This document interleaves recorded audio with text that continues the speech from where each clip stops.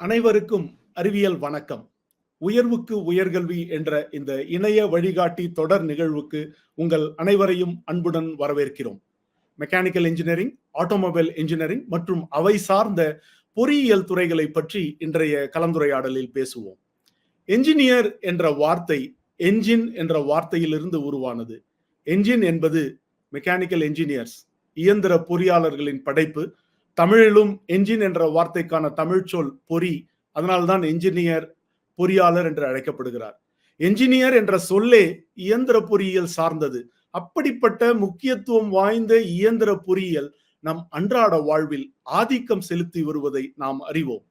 பல் துலக்கும் tooth brush முதல் மின்விசிறி, தொலைக்காட்சி, சமைக்கும் கேஸ் அடுப்பு, சமையல் பாத்திரங்கள், கட்டில், நாற்காலி, கைபேசி என பல பல பொருட்களை உற்பத்தி செய்து தருவது இயந்திர பொறியியல் துறையும் அவை சார்ந்த தொழிற்சாலைகளும் என்பதை நாம் மறந்துவிட முடியாது. மிதிவண்டி துவங்கி சாலை போக்குவரத்து வாகனங்கள், கப்பல், ரயில், விமானம் என உலகம் இயங்க காரணமான படைப்புகள் பலவும் இயந்திர பொறியியல் மற்றும் அதன் உட்பிரிவுகளை சார்ந்தவை. பொதுமக்களின் வாழ்க்கை தரத்தை மேம்படுத்துவதோடு மட்டுமன்றி நாட்டின் பொருளாதார வளர்ச்சியிலும் இயந்திர பொறியியல் பெரும் பங்காற்றி வருகிறது. இந்தியாவின் மொத்த உள்நாட்டு உற்பத்தி, கிராஸ் டொமஸ்டிக் ப்ராடக்ட் என்று சொல்வார்கள், இது ஏறக்குறைய 3700 பில்லியன் டாலர்கள். இதில் 17% மேனுஃபேக்சரிங் செக்டார் எனப்படும் உற்பத்தி தொழில்துறையின் மூலம் கிடைக்கிறது. உற்பத்தி துறையில் இயந்திர பொறியாளர்களின் பங்கு மிக அதிகம். ஆக நாட்டின் பொருளாதாரத்திலும் பெரும் பங்காற்றி வருகிறார்கள் இயந்திர பொறியாளர்கள். உலகத்தின் கவனத்தை ஈர்த்த நவீன தொழில்நுட்பமான 3D பிரிண்டிங் என்று சொல்லப்படக்கூடிய முப்பரிமாண அச்சு இயந்திர பொறியியல் சார்ந்தது.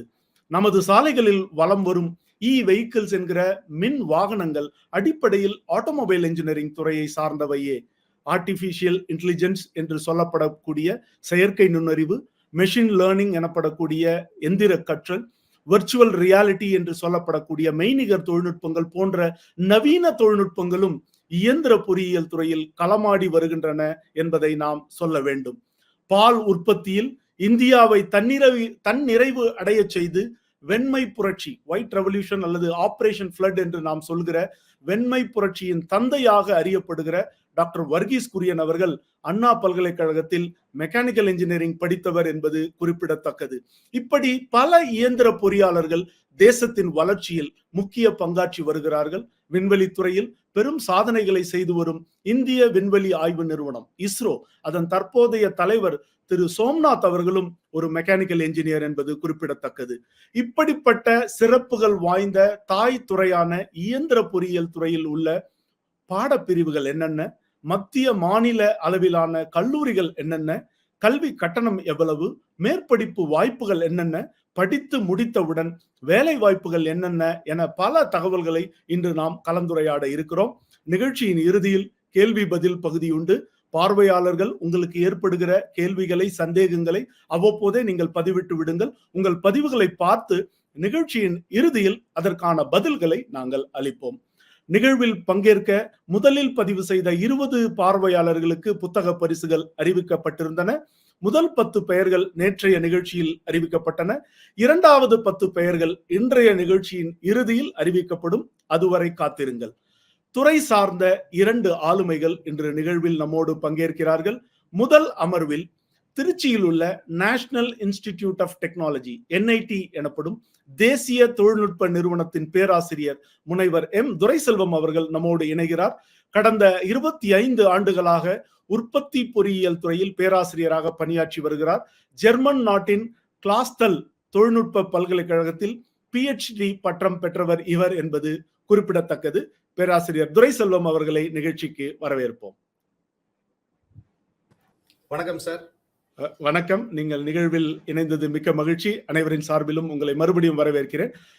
நீங்க இந்த துறையில 25 ஆண்டு காலம் பேராசிரியராக மெக்கானிக்கல் இன்ஜினியரிங் உபப்பிரிவான ப்ரொடக்ஷன் இன்ஜினியரிங் துறையில் பணியாற்றி வருகிறீர்கள். பல பட்டதாரிகளை, பல மேற்படிப்பு மாணவர்களை, பல முனைவர் பட்ட மாணவர்களை நீங்கள் உருவாக்கி இருக்கிறீர்கள். இப்போ மெக்கானிக்கல் இன்ஜினியரிங் துறையையோ அல்லது ப்ரொடக்ஷன் இன்ஜினியரிங் துறையோ ஆட்டோமொபைல் இன்ஜினியரிங் துறையோ இந்த மெக்கானிக்கல் இன்ஜினியரிங் ஸ்ட்ரீம் இந்த துறை சார்ந்த ஏதோ ஒரு இன்ஜினியரிங் பிரிவை எடுக்க வேண்டும் என்று சில மாணவர்கள் விரும்புகிறார்கள், பெற்றோர் விரும்புகிறார்கள். இல்ல எடுக்கலாமா வேண்டாமா என்ற குழப்பத்தில் இன்னும் முடிவெடுக்காமல் சில மாணவர்களும் பெற்றோர்களும் இருக்கிறார்கள். இவர்களுக்கு நீங்கள் சொல்ல விரும்புகிற கருத்து என்ன? சார், இப்ப பாத்தீங்கன்னா இந்த இயந்திர பொறியியல் அதோட அலைடு சப்ஜெக்ட் ஆட்டோமொபைல் இன்ஜினியரிங் அதோட தேவைகள் என்னைக்குமே இருந்துகிட்டே தான் இருக்கும். ஆனால் அந்த ஸ்டூடெண்டோட வேலை வாய்ப்பு ஒரு சைக்கிளிக்கா மாறிக்கிட்டே வரும். ஒரு பீரியட்ல அவங்களுக்கு ரிக்குவயர்மெண்ட் இருக்கும், ஒரு பீரியட்ல கொஞ்சம் மந்தமான சூழ்நிலை இருக்கும். அதனால அந்த பிரிவை எடுக்க வேண்டாம் அப்படின்றது ஒரு மனப்பான்மை மாணவர்களுக்கு கண்டிப்பாக வரக்கூடாது. இப்ப இருக்க காலகட்டத்துல computer science, artificial intelligence, data science, machine learning அந்த ரிலேட்டட் பாடத்திட்டங்களை படிக்கிறதுக்கு மிகவும் ஆர்வமாக இருக்கிறது உண்மைதான். ஆனா மெக்கானிக்கல் இன்ஜினியரிங் வித் இந்த அலைட் சப்ஜெக்ட் நாலேஜ் உள்ள ஸ்டூடெண்ட்ஸ் ரொம்ப ரொம்ப குறைவு. அந்த மாதிரி ஒரு ஸ்டூடெண்ட்ஸ் ஒரு கேப்பபிலிட்டி, இன்டர்டிசிப்ளினரி கேப்பபிலிட்டியை அவங்க வளர்த்துக்கிட்டாங்கன்னா கண்டிப்பா அவங்களுக்கு வேலை வாய்ப்பு நிச்சயம். ரொம்ப ரொம்ப நம்பிக்கை தரும் விதத்தில் சொல்லி இருக்கிறீர்கள். இப்ப mechanical engineering, production engineering, automobile போன்ற துறைகளை மாணவர்கள் தைரியமாக எடுக்கலாம். அதை பற்றி தான் நம்ம நிகழ்ச்சியில பேச போறோம். இப்ப பாத்தீங்கன்னா இப்ப மெக்கானிக்கல் இன்ஜினியரிங் ஒரு தாய் துறை என்று நாம் நினைத்து வைத்துக் கொண்டால் அதற்கு உள்ளே நிறைய படிப்புகள் பாட பிரிவுகள் இருக்குது இல்லையா? நீங்க மெக்கானிக்கல் இன்ஜினியரிங் ஸ்ட்ரீம்ல என்னென்ன இன்ஜினியரிங் கோர்சஸ் இருக்கிறதுன்றத விரிவா சொல்ல முடியுங்களா? கண்டிப்பா சார், அந்த ஸ்லைடுக்கு போயிடலாம். அதற்கு முதலாக மெக்கானிக்கல் இன்ஜினியரிங் எவ்வளவு இம்பார்ட்டன்ட் இந்த காலகட்டத்தில்ன்றது ஒரு சின்னதா ஒரு எக்ஸ்பிளைன் பண்ணிடுறேன். ஒவ்வொரு 100 ஆண்டுகளுக்கு ஒரு முறை பாத்தீங்கன்னா ஒரு தொழில் புரட்சி நடக்கும். இப்ப 18ஆம் நூற்றாண்டில் பாத்தீங்கன்னா இனிஷியலா மெக்கானைசேஷன் சொல்லுவாங்க. அதாவது இயந்திரத்தை இது பண்ணி அப்ப எலக்ட்ரிசிட்டியை அவங்களுக்கு கண்டுபிடிக்கல. இப்ப பேஸ் பிரான்ச் அப்படின்னு பாத்தீங்கன்னா சிவில் அண்ட் மெக்கானிக்கல் இன்ஜினியரிங் தான் இனிஷியலா ஒரு பேஸ் பிரான்ச்சா இருந்தது. அந்த இயந்திரங்களை யூஸ் பண்ணி ஒரு மெக்கானைசேஷன், அதுக்கப்புறம் நீரோட ஆற்றலை யூஸ் பண்ணி எனர்ஜி எப்படி எடுக்கிறது, அந்த நீரை நீராவியாக மாற்றி அதுல இருந்து நம்ம எனர்ஜி எப்படி எடுக்கிறது, அந்த மாதிரி சில பயன்பாடுகள்லாம் இருந்ததுதான் அந்த முதலாம் தொழில் புரட்சி அப்படின்னு சொல்லுவாங்க. அதுக்கப்புறம் எலக்ட்ரிசிட்டி கண்டுபிடிச்சோடனே மாஸ் ப்ரொடக்ஷன், அதிகமான பொருள்களை உற்பத்தி செய்வதற்கான ஒரு திறன் மேனுஃபேக்சரிங் இண்டஸ்ட்ரியில டெவலப் ஆச்சு. அசம்பிளி லைன்ஸை கிரியேட் பண்ணாங்க, ஆட்டோமொபைல்ல மல்டிபிளா மேனுஃபேக்சர் பண்ணாங்க, எல்லா இடத்தையும் எலக்ட்ரிபிகேஷனா மாத்தினாங்க. அது ஒரு 20ஆம் நூற்றாண்டின் தொடக்க காலகட்டத்தில் நடந்தது. அதுக்கப்புறம் என்ன ஆச்சுன்னா ஒரு மிட் ஆஃப் 20th செஞ்சுரியில 1950களில் கம்ப்யூட்டர் ஸ்லோவா அந்த மேனுஃபேக்சரிங் இண்டஸ்ட்ரிக்குள்ள வருது. அதை பேஸ் பண்ணி ஆட்டோமேஷன் அப்படின்னு பண்ணாங்க. ஆட்டோமேஷன் அப்படின்னா ஒரு செட் ஆஃப் சீக்வன்ஸ் ஆட்டோமேட்டிக்கா அதே பண்ற மாதிரி ஒரு ப்ரோக்ராமை எழுத முடியும் நம்மளால. ஸோ அந்த மாதிரி ஒரு ப்ரோக்ராமை எழுதி மெஷினை தன்னிச்சையாக செயல்பட வைக்கிற மாதிரி ஒரு தொழில்நுட்பத்தை அது அப்கிரேட் ஆச்சு. 2010 காலகட்டத்தில் ஜெர்மனியில 4ஆம் தொழில் புரட்சிக்கான ஒரு விதையை ஒரு எக்ஸிபிஷன்ல தான் முதல்ல அவங்க அந்த கண்ட்ரி இதை விதைக்கிறாங்க. அது என்னன்னா இண்டஸ்ட்ரி 4.0. சில பேர் அந்த ஆட்டோமேஷனுக்கும் இண்டஸ்ட்ரி 4.0க்கும் ஒரு சின்ன கன்ஃபியூஷன் பண்ணிக்கிறாங்க. இப்ப இண்டஸ்ட்ரி 4.0னா என்னன்னு கேட்டீங்கன்னா ஆட்டோமேஷன் அப்படின்றாங்க. அது கிடையவே கிடையாது. அதுக்கும் மேல ஆட்டோமேஷனுக்கு மேல என்ன நடக்குதுன்றத இது பண்றதுதான் இண்டஸ்ட்ரி 4.0, அதாவது 4வது தொழில் புரட்சி. அதுல என்ன பண்றாங்க அப்படின்னா மெஷின்ஸை நிறைய சென்சார்ஸை யூஸ் பண்ணி அதோட ஆக்டிவிட்டிஸை டேட்டாஸ் எல்லாமே கலெக்ட் பண்றாங்க. ஒவ்வொரு மெஷின்ஸ்குள்ள டேட்டாவை வைஃபை மூலியமா ஒரு சென்ட்ரல் கம்ப்யூட்டருக்கு கிளவுட் மூலியமா அனுப்புறாங்க. அந்த கிளவுட்ல ஒரு ஆர்டிபிஷியல் இன்டெலிஜென்ஸ், நுண்ணறிவு, செயற்கை நுண்ணறிவு ஆற்றல் இருக்கும். அதை பேஸ் பண்ணி மெஷின்ஸ்க்கு கமாண்ட்ஸ் வந்துகிட்டே இருக்கும். ஸோ அதனால ஒரு மனிதனோட இன்டர்வென்ஷன் இல்லாமையே அந்த இயந்திரம் தானே திங்க் பண்ணி ஏதாவது ஒரு ப்ராப்ளம்னா it will adjust by itself. அதுக்கு இன்னொரு பேர் தான் எப்படி சொல்லியிருக்காங்கன்னா ஸ்மார்ட் மேனுஃபேக்சரிங். அதே மாதிரி இயந்திரங்கள் ஒரு ஃபேக்டரியில ஒரு கொலாபரேட் பண்ணி அதுக்கு இடையில பேசிக்கிட்டு அதுவே இயங்கி அதுக்கு என்ன தேவைகளோ அதைகளை பூர்த்தி செய்து கொள்ளுமாறு ஒரு சூழ்நிலை உருவாயிருக்கு. ஜெர்மனில அதுக்கு பேரு டார்க் ஃபேக்டரி அப்படின்னு கூட சொல்றாங்க, இருட்டு தொழிற்சாலை. உங்களுக்கு வந்து மனிதன்கள் இருந்தாதான் அந்த மெஷின் நடக்கிறத பார்க்க வேண்டிய இருக்கும். அந்த மாதிரி ஒரு சூழ்நிலையே இப்ப இல்ல. அதனால கம்ப்ளீட் ஒரு இண்டிபெண்டன்ட் ஸ்மார்ட் மேனுஃபேக்சரிங் சிஸ்டம் அந்த சூழ்நிலைக்கு நம்ம போயிட்டோம். இப்ப நான் ஒன்னாவது தொழில் புரட்சியில இருந்து 4வது தொழில் புரட்சி வரைக்குமே பாத்தீங்கன்னா அந்த மெக்கானிக்கல் இயந்திரவியல் வந்து மாறவே இல்லை.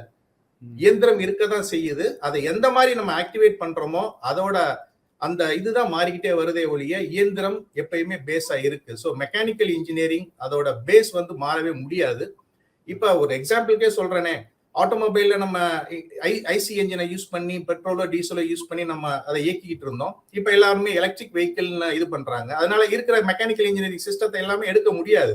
உங்களுக்கு வீல், அந்த காருக்குள்ள வெல்டிங் எல்லாம் நம்ம பண்ணி ஆகணும். ஒரு பாடியை வந்து நம்ம ஷேப் பண்றதுக்கு மெட்டல் ஃபார்மிங் இருக்கு. என்ஜின் தான் மோட்டரா மாதிரி இருக்குமே தவிர மெக்கானிக்கல் இன்ஜினியரிங் ரிக்குவயர்மெண்ட் இருந்துகிட்டே இருக்கும். இது மாதிரி எல்லா இயந்திரத்திலையும் அதோட தேவைகள் இருந்துகிட்டே தான் இருக்கு. இந்த காலகட்டத்துல வந்து ஒரு மாணவன் வந்து ஒரு பியூரா மெக்கானிக்கல் இன்ஜினியரிங் தான் எனக்கு தெரியும், எனக்கு ஏதாவது ஜாப் கிடைக்குமானா கண்டிப்பா ஜாப் கிடைக்காது. ஏன் அப்படின்னு சொல்றேன், ஒரு சின்ன உதாரணத்தை வந்து சொல்றேன். டைப்ரைட்டர் அப்படின்ற ஒரு இன்ஸ்ட்ருமெண்ட் வந்து 1800 காலகட்டத்தில இருந்து நம்ம ஜெனரேஷன் ஸ்டார்ட் ஆனது வரைக்குமே நம்ம பார்த்திருப்போம். அது வந்து ஒரு உன்னதமான மெக்கானிக்கல் டிவைஸ் சார். அந்த பட்டன் வந்து ஒரு ஆடிட்டோரியம் மாதிரி அடுக்கடுக்கா வச்சிருப்பாங்க. அந்த பட்டனை நீங்க பிரஸ் பண்ணீங்கன்னா ஒரு அரை வட்ட வடிவுல போய் எக்ஸாக்டா ஒரே பிளேஸ்ல எல்லாமே மீட் ஆகும். அந்த கண்டினியூஸா உங்களால அந்த டெக்ஸ்ட் எல்லாம் அடிக்க முடியும். அது அப்படியே இப்ப உருமாறி கம்ப்யூட்டரா மாறிடுச்சு. நீங்க கம்ப்யூட்டர்ல என்ன வேணாலும் டைப் பண்ணி பிரிண்ட்னு ஒரு பட்டனை தட்டினீங்கன்னா பிரிண்ட் ஆகும். சோ இந்த பியூரா இருந்த மெக்கானிக்கல் டிவைஸ் வந்து கம்ப்யூட்டர் இன்ஃப்ளூயன்ஸ்ல சில மாற்றங்களாக மாறிவிட்டது. அதனால எனக்கு டைப்ரைட்டர்ல தான் டைப் அடிக்க தெரியும் அப்படின்னு ஒரு மெக்கானிக்கல் இன்ஜினியரிங் சொன்னார்னா இந்த காலத்துல எங்க டைப்ரைட்டர் இருக்கு? சோ இப்ப இருக்க காலகட்டத்துக்கு தகுந்த மாதிரி என்னென்ன அடிஷனல் நாலேஜ் உங்களுக்கு வேணும்? ஒரு பைத்தான் ப்ரோக்ராம் தெரிஞ்சுக்கணுமா? ஆர்டிபிஷியல் இன்டெலிஜென்ஸ்னா என்ன? டேட்டா அனலிட்டிக்ஸ் பத்தி தெரியணும். அதோட மெக்கானிக்கல் இன்ஜினியரிங் கோர் கான்செப்ட்ஸ் உங்களுக்கு தெரிஞ்சதுன்னா வேலை வாய்ப்புகள் கொட்டி கிடக்கு. நமக்கு பின்னாடி வர அந்த இண்டஸ்ட்ரி பேஸ்ட் எக்ஸ்பர்ட்டும் இதை வந்து அழித்து சொல்லுவாருன்னு என்னோட அபிப்பிராயம். Very nice, very nice sir. இப்போ அந்த கோர்ஸ் பத்தி பேசலாம். Yes sir, yes sir. இப்ப பியூரா மெக்கானிக்கல் இன்ஜினியரிங் அப்படின்ற ஒரு பேஸ் டிசிப்ளின் எப்பயுமே இருந்துகிட்டே இருக்கு. எல்லா இன்ஸ்டிடியூட்ஸ்லயும் அதை ஆஃபர் பண்றாங்க. அதுல அலைடா வந்து வாகன உற்பத்தி பொறியியல், ஆட்டோமொபைல் இன்ஜினியரிங், அப்படி இல்லைன்னா உற்பத்தி பொறியியல், ப்ரொடக்ஷன் இன்ஜினியரிங், அப்படி இல்லைன்னா தெர்மல் ஹீட் பேஸ்ட் இதுல என்னென்ன ஆக்டிவிட்டிஸ் நடக்குது, அப்படி இல்லைன்னா மெட்டீரியல்ஸ் அண்ட் மெட்டலர்ஜிக்கல் இன்ஜினியரிங், உலோகம் சம்பந்தப்பட்ட ப்ராசஸ். ஏன்னா உலோகத்தோட ரிக்குவயர்மெண்ட் எப்பயுமே இருந்துகிட்டே தான் இருக்கு. இப்ப பிளாஸ்டிக்கோ பாலிமரோ வந்து நிறைய இடத்துல யூஸ் பண்ண முடியாது. நீங்க ஸ்டீல், அலுமினியம், டைட்டானியம், இப்ப உங்களோட துறையிலேயே வந்து விண்வெளி துறையில வந்து நிக்கல் அண்ட் டைட்டானியத்தோட பயன்பாடு வந்து மிக மிக அதிகம். அதுக்கப்புறம் மெக்கட்ரானிக்ஸ் இன்ஜினியரிங், பியூர் மெக்கானிக்கல் இல்லாம அதோட எலக்ட்ரானிக்ஸை கம்பைன் பண்ணி எந்த மாதிரி சிஸ்டம்ஸ்லாம் இருக்கு அப்படின்றத படிக்கிற ஒரு பிரிவு வந்து மெக்கட்ரானிக்ஸ் இன்ஜினியரிங். ரொபாட்டிக் இன்ஜினியரிங், பல இன்ஸ்டிடியூட்ல வந்து இப்ப ரோபாட்டிக் எந்திரன் அதை பேஸ் பண்ணி அதை ரோபோட் ப்ரோக்ராம் எப்படி பண்றது, அதை எப்படி வந்து செயல்திறனை வந்து டிகிரிஸ் ஆஃப் ஃப்ரீடம் இம்ப்ரூவ் பண்றது, அது மாதிரி சில ஸ்டடிஸ்லாம் இப்ப புதுசா பல கல்லூரிகள்ல வந்து அதை இன்ட்ரோடியூஸ் பண்ணியிருக்காங்க. எனர்ஜி இன்ஜினியரிங், எனர்ஜியோட தேவைகள் வந்து நாளுக்கு நாள் அதிகமாயிட்டே இருக்கு. ஸோ எந்த மாதிரி நான் ட்ரெடிஷ்னல் எனர்ஜிஸ், எந்த மாதிரி பெஸ்டா நம்மளுக்கு ஆப்டிமைஸ்டா எனர்ஜி கொடுக்க முடியும் அப்படின்ற ஒரு பாடத்திட்டம். ஓஷன் இன்ஜினியரிங் ஒரு புது ஒரு இது இப்ப டெவலப் ஆயிட்டு இருக்கு. ஏரோநாட்டிக்கல் இன்ஜினியரிங் உங்களுக்கு தெரியும், மிசைல்ஸ், ஏரோ என்ஜின்ஸ், அது ரிலேட்டடான studies. Marine engineering, ships, submarines, அது ரிலேட்டட் ஆக்டிவிட்டி. இது எல்லாமே இயந்திரம் சம்பந்தப்பட்ட ஒரு ஸ்பெஷலைசேஷன் மாதிரி இந்த பாடத்திட்டங்கள்லாம் படிக்கிறதுக்கு வழி இருக்கு. Very nice, very nice. மிக மிக சிறப்பா நீங்க முன்னாடி அந்த தொழில் புரட்சிகளை ரொம்ப வரிசைப்படுத்தி அழகா சொன்னீங்க. முதல்ல இந்த மெக்கனைசேஷன் என்கிற இயந்திரமயமாக்கல் துவங்கி பிறகு கணினியினுடைய பயன்பாடு எப்படி உள்ள வந்தது, பிறகு எப்படி தானியங்கி முறையில் ஆட்டோமேஷன் என்று சொல்லப்படக்கூடிய அந்த தொழில் நுட்பம் வந்தது. பிறகு தானியங்கி நுட்பத்தோடு தானாக முடிவெடுக்கக்கூடிய அந்த ஆர்டிபிஷியல் இன்டெலிஜென்ஸ் என்கிற அந்த ஆக அடிப்படையில் மெக்கானிக்கல் இன்ஜினியரிங் என்கிற இயந்திர பொறியியல் அடிப்படையில் ஒன்றுதான். அதன் மேலே புதிய தொழில்நுட்பங்கள் வரும்போது அந்த புதிய தொழில்நுட்பங்கள் இயந்திர பொறியியலோடு உட்கார்ந்து அதை மேலும் அதை அடுத்த தளத்திற்கு கொண்டு செல்கிறது. நீங்க ரொம்ப அற்புதமா சொன்னீங்க. மெக்கானிக்கல் இன்ஜினியரிங் மட்டும் படித்த மாணவனை விட அந்த மெக்கானிக்கல் இன்ஜினியரிங்கோட புதிய தொழில்நுட்பங்களையும் கூட சேர்த்து இப்போ எனிவே பாடத்திட்டத்திலேயும் அது இருக்கு. அப்படிப்பட்ட மாணவர்களுக்கு வேலை வாய்ப்புக்கு குறைவில்லை என்று சொல்லியிருக்கிறேன். பாடத்திட்டங்களும் பாட பிரிவுகளும் அழகா சொல்லியிருக்கீங்க. இப்ப பாத்தீங்கன்னா கடல், வானம், தரைன்னு நான் இதை பிரிச்சுக்கிறேன். ஓஷன் இன்ஜினியரிங், மெரைன் இன்ஜினியரிங், கடல், வானம் இருக்கு சார். சொல்லுங்க. பஞ்சபூதத்திலையும் மெக்கானிக்கல் இன்ஜினியரிங் இருக்கு. ஆக எல்லா துறைகளும் நீக்கமர நிறைந்திருக்கிற துறை. ஏன்னா வெப்பம், அக்னினா தெர்மல் இன்ஜினியரிங் இருக்கு, கடல், ஏரோநாட்டிக்ஸ் என்று எல்லா துறைகளிலும் இருக்கிறது. மிகச்சிறப்பு. இப்ப வந்து இப்போ ஒரு மெக்கானிக்கல் இன்ஜினியரிங்கோ இல்ல ஆட்டோமொபைல் ப்ரொடக்ஷன் இன்ஜினியரிங்கோ படிக்கணும்னா இப்போ நிறைய கல்லூரிகள் இருக்கு. அரசு பொறியியல் கல்லூரி இருக்கு, நிகர்நிலை பல்கலைக்கழகங்கள் இருக்கு, நம்ம அரசு பல்கலைக்கழகம் இருக்கு, NIT, IIT உள்ளிட்ட உயர்கல்வி நிறுவனங்கள் கூட இருக்கு. எப்படி கல்லூரிகளை தேர்ந்தெடுப்பது, என்னென்ன விதமான கல்லூரிகள் தமிழக மாணவர்களுக்கு இருக்கின்றன, இந்த விவரங்களையும் நீங்கள் பகிர்ந்து கொண்டால் சிறப்பாக இருக்கும். கண்டிப்பா சார், மிக அருமையான கேள்வி. ஏன்னா நிறைய ஸ்டூடெண்ட்ஸ்க்கு வந்து தமிழ்நாட்டில் இருக்க கல்லூரிகள் தான் நம்ம வந்து இது பண்ண முடியும் அப்படின்னு ஒரு இது இருக்கு, இம்ப்ரெஷன் இருக்கு. இப்ப பாத்தீங்கன்னா இந்தியால இருக்க other state private engineering colleges நான் விட்டுறேன். ஒரு நேஷனல் இம்பார்ட்டன்ஸ் உள்ள சில கல்லூரிகளை மட்டும் நான் இங்க வரிசைப்படுத்தி இருக்கேன். இப்ப இந்தியா முழுக்க பாத்தீங்கன்னா இந்தியன் இன்ஸ்டிடியூட் ஆஃப் டெக்னாலஜி அப்படின்னு IITs வந்து ஒரு 23 இருக்கு. அதுக்கப்புறம் ஒவ்வொரு ஸ்டேட்லயும் ஒரு NIT இருக்கு, நேஷனல் இன்ஸ்டிடியூட் ஆஃப் டெக்னாலஜி. அதுல ஒரு 31 NITs இருக்கு. அப்புறம் IIITs அப்படின்ட்டு சில காலத்துக்கு முன்னாடி அதை ஸ்டார்ட் பண்ணியிருக்காங்க. அது என்னன்னா Indian institute of information technology. அதுல பாத்தீங்கன்னா ஒரு 25 IIITs இருக்கு. அதுல சில IIITல மட்டும் மெக்கானிக்கல் ஸ்ட்ரீம் இருக்கு. இதுல தோராயமாக ஒரு 2000 சீட்டு, NITsல எல்லாம் சேர்த்தீங்கன்னா ஒரு 3500 சீட்டு, அப்புறம் IIITsல ஒரு 150 சீட் இருக்கு. இப்ப தமிழ்நாட்டில் எடுத்துக்கிட்டீங்கன்னா டீம்டு யூனிவர்சிட்டி தோராயமாக ஒரு 23, அதுல ஒரு 4000. ஏன் நான் தோராயன்ற வார்த்தையை யூஸ் பண்றேன்னா இப்ப வந்து ஒரு சீட் வந்து பிளெக்சிபிலிட்டி இருக்கு.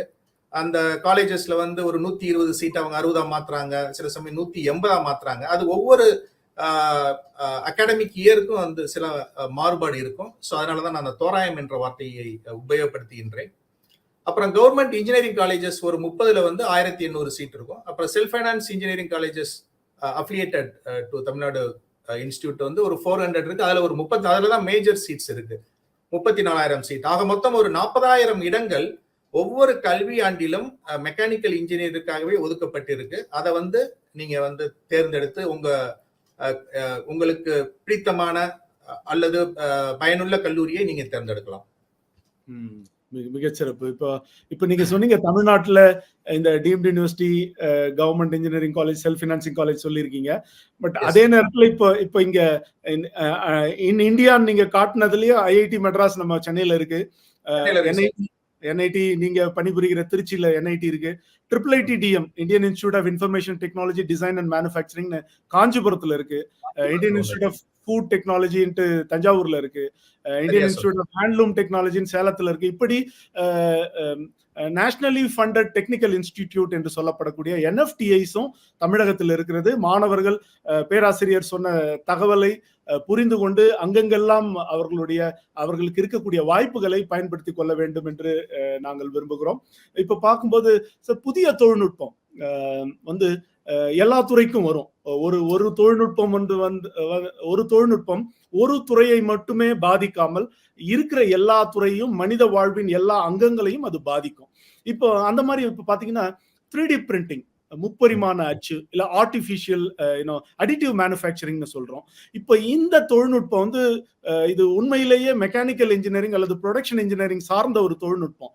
இந்த தொழில்நுட்பம் உலக அளவில் பரவலாக பேசப்பட்டு வருகிறது. பல துறைகளில் இதனுடைய பயன்பாடுகளை நாம் பார்த்து வருகிறோம்.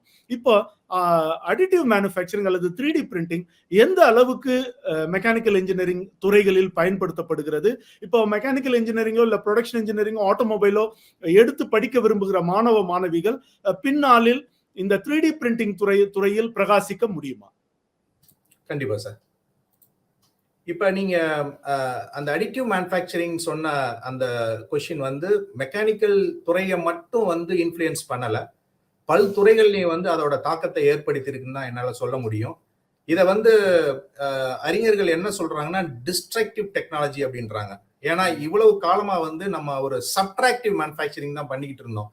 அது என்ன அப்படின்னா, ஒரு உலோகத்தை உருக்கி ஒரு அச்சில வார்த்து அதை எடுத்து தேவையில்லாத மெட்டீரியல்லாம் ரிமூவ் பண்ணி நம்ம என்ன ஷேப்பு கொண்டு வரணுமோ அதை தான் நம்ம பண்ணிக்கிட்டு இருந்தோம். நான் சொன்ன ப்ராசஸ் என்னன்னா காஸ்டிங், அதுக்கப்புறம் machining, then bringing to the final product. இதுதான் நடந்துகிட்டு இருந்தது.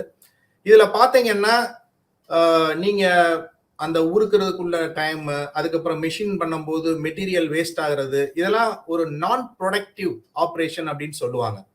அந்த இதை கம்பேர் பண்ணும்போது அடிட்டிவ் மேனுஃபேக்சரிங் அது வந்து ஒரு மிகப்பெரிய வரப்பிரசாதம் தான் சொல்லலாம். பயோமெடிக்கல் இன்ஜினியரிங்ல இப்ப அடிட்டிவ் மேனுஃபேக்சரிங் பேஸ் பண்ணி பயோ இம்ப்ளான்ட்ஸ் பிரிண்ட் பண்றாங்க. அடிட்டிவ் மேனுஃபேக்சரிங் பேஸ் பண்ணி எலக்ட்ரிக்கல் சிஸ்டம்ஸ்லாம் பிரிண்ட் பண்றாங்க. அடிட்டிவ் மேனுஃபேக்சரிங்கை பேஸ் பண்ணி ஆட்டோமொபைல் காம்பனன்ட்ஸ் எல்லாமே நம்மளால பிரிண்ட் பண்ண முடியும். என்ன காம்பனன்ட்னாலும் உங்களால பண்ண முடியும். இதோட பேஸ் டெக்னாலஜி என்ன அப்படின்னா, என்ன மெட்டலை நீங்க வந்து ப்ராடக்டா மாத்தணுமோ அதை வந்து பவுடர் ஃபார்ம்ல எடுத்துக்கணும். அந்த பவுடரை ஒரு மேடையில் ஸ்ப்ரெட் பண்ணிட்டு அதை லேசர் ஒளிக்கற்றைகளை யூஸ் பண்ணி மெல்ட் பண்ணி சால்டிஃபை பண்றதுதான் இதோட பேஸ் ப்ராசஸ். லேயர் பை லேயரா நீங்க மெட்டீரியலை ஆட் பண்றதுக்கு தான் அடிட்டிவ் மேனுஃபேக்சரிங். ஆடிங் மெட்டீரியல், அதுதான் அடிட்டிவ் மேனுஃபேக்சரிங், அந்த பெயர் காரணம். அதனால என்ன அட்வான்டேஜ் அப்படின்னு பல பேர் கேட்கறாங்க. இப்ப நீங்க ஒரு ப்ராடக்டை வந்து கம்ப்யூட்டர்ல டிசைன் பண்ணி பாக்குறீங்க, பல மாடிஃபிகேஷனை பண்றீங்க. பண்ணி முடிச்சோடனே ஜஸ்ட் என்டர்னு ஒரு கீயை பிரஸ் பண்ணா டைரக்டா அது வந்து ஸ்லைஸ் ஃபைலா மாறி அது வந்து உங்களுக்கு மெட்டீரியல் பிரிண்ட் பண்ண ஆரம்பிச்சிடும். அந்த டிசைன்ல சின்ன மாடிஃபிகேஷன் பண்ணணுமா, இம்மிடியட்டா மாற்ற முடியும்.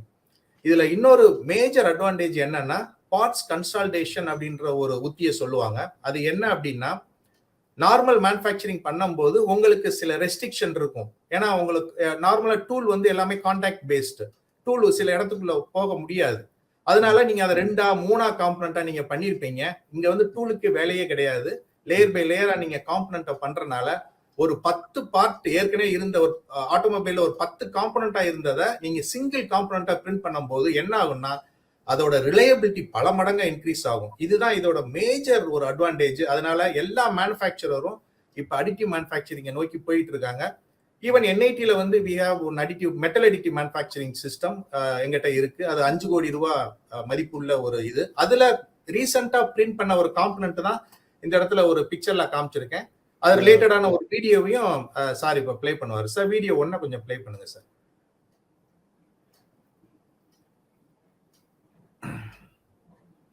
இப்ப பாத்தீங்கன்னா அந்த வெள்ளை கலர்ல இருக்கிறதா மெட்டல் பவுடர். இப்ப நாங்க நிக்கல் பேஸ்ட் ஒரு பவுடரை யூஸ் பண்ணியிருக்கோம். மேல இருந்து லேசர் ஒளிக்கற்றை வந்து எந்த இடத்துல உங்களுக்கு சால்டிஃபிகேஷன் ஆகணுமோ அந்த இடத்த மட்டும் மெல்ட் பண்ணி சால்டிஃபை பண்ணிடுது. இப்ப பாத்தீங்கன்னா அந்த சால்டிஃபை ஆன ஏரியா மறைஞ்சிருச்சு. என்னன்னா இன்னொரு லேயர் ஆஃப் பவுடர் அது மேல விழுந்துருச்சு. அதுக்கப்புறம் திருப்பியும் அந்த இதை மெல்ட் பண்ணுது. திருப்பியும் அந்த ரீகோட்டர் பிளேடுன்னு சொல்லுவாங்க, அது வந்து கொஞ்சமா பவுடரை கொட்டி அந்த லேயர் திக்னஸ் பாத்தீங்கன்னா 40 மைக்ரான் தான் இருக்கும். ரொம்ப ரொம்ப சின்ன லேயர் திக்னஸ். இப்ப உங்களோட தலைமுடியோட திக்னஸே 100 மைக்ரான் 130 மைக்ரான் வரும். அந்த திக்னஸை விட ஒரு 5-6 மடங்கு சிறிய திக்னஸ்ல அந்த பெட் வந்து ஒவ்வொரு ஸ்டேஜா கீழே மூவ் ஆயிட்டே இருக்கும். அப்படி மூவ் ஆன உடனே பவுடரை ஸ்ப்ரெட் பண்ணி லேயர் பை லேயரா மெல்ட் பண்ணி ஃபைனலா நீங்க மெல்ட் பண்ணாத பவுடர் எல்லாத்தையும் ரிமூவ் பண்ணிட்டீங்கன்னா ஃபைனலா நீங்க என்ன காம்பனன்ட் உங்க பிரிண்ட் பண்ணணும்னு நீங்க டிசைன் பண்ணி வச்சிருந்தீங்களோ அந்த காம்பனன்ட்டை இதுல இருந்து நீங்க பிரிண்ட் பண்ண முடியும். Very nice.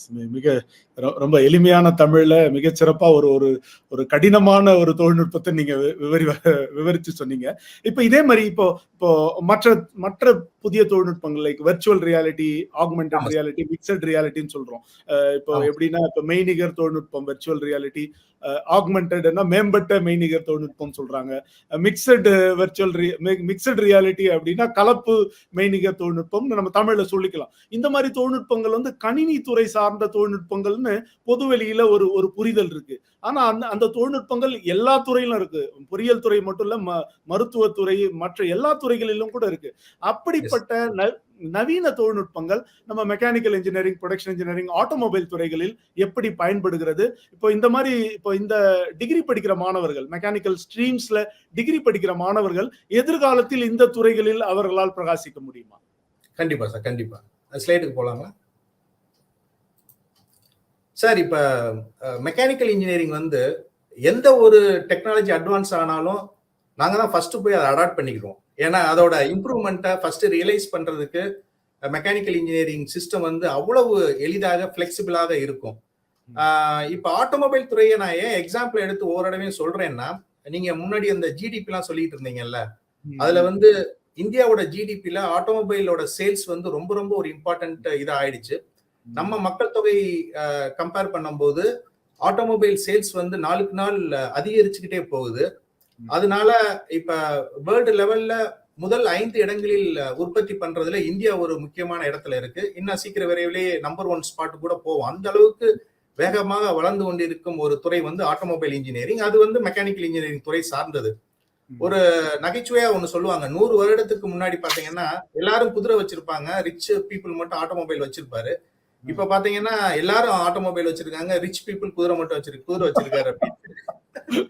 அந்த அளவுக்கு வந்து வீட்டுக்கு ஒரு மரம் வளர்ப்ப மாதிரி வீட்டுக்கு ஒரு ஆட்டோமொபைல் இருக்கும். இப்ப எல்லாருக்குமே ஒரு கார்ன்றது ஒரு தவிர்க்க முடியாத இதா இருக்கு. திலீபாபு சார் மேபி அவங்க மிஸ்ஸஸ் கூட ஒரு கார் வாங்கி தனியா கொடுத்துருப்பாருன்னு நினைக்கிறேன்.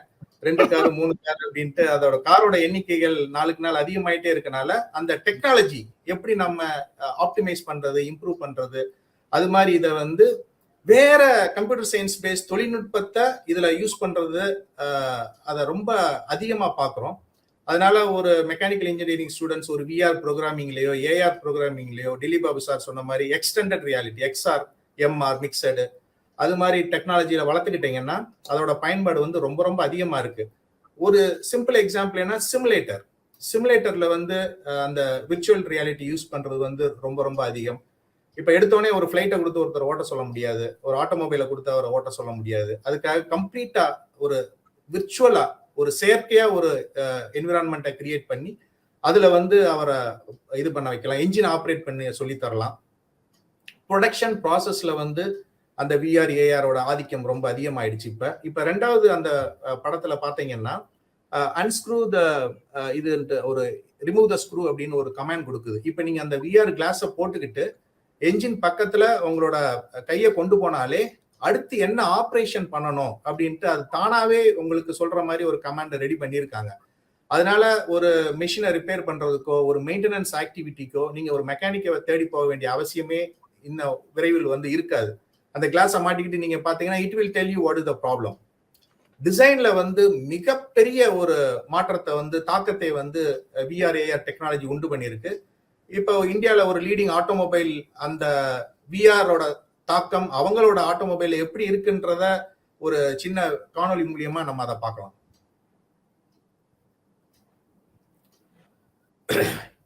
Virtual reality technology for mobility development. மொபிலிட்டினா ஆட்டோமொபைல், அதை பேஸ் பண்ணி எப்படி நம்ம டெவலப் பண்றாங்க அப்படின்றத பார்க்குறோம்.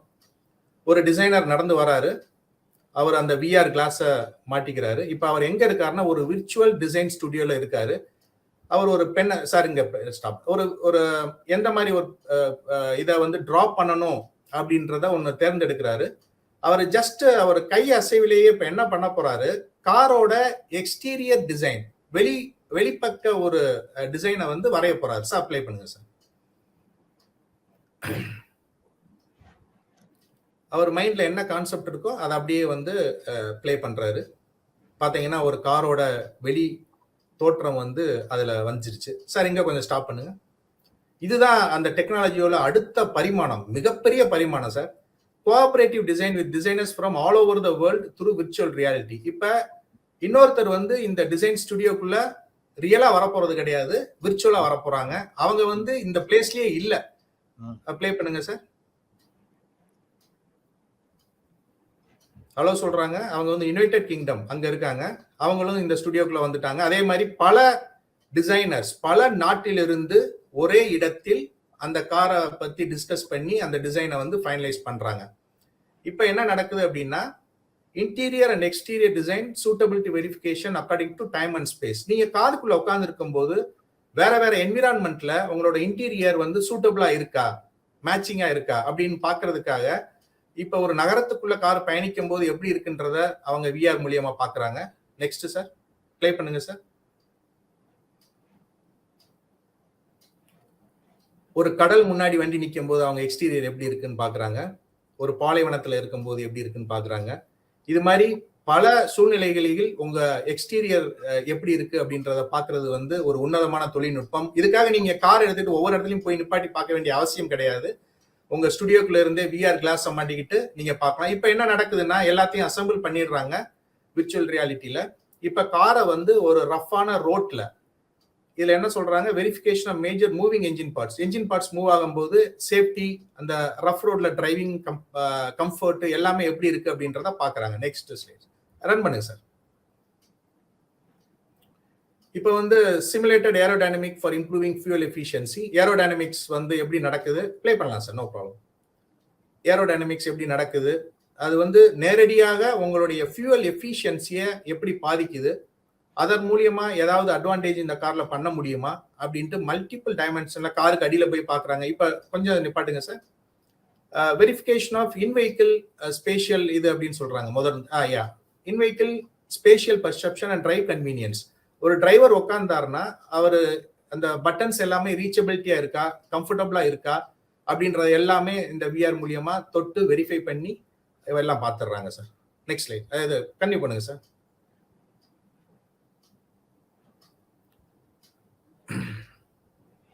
ஸோ இப்ப நான் சொன்ன எல்லா ஸ்டெப்ஸுமே ரியலா ஒரு கார் இல்லாம எல்லாமே பண்ணி பார்த்துடுறாங்க.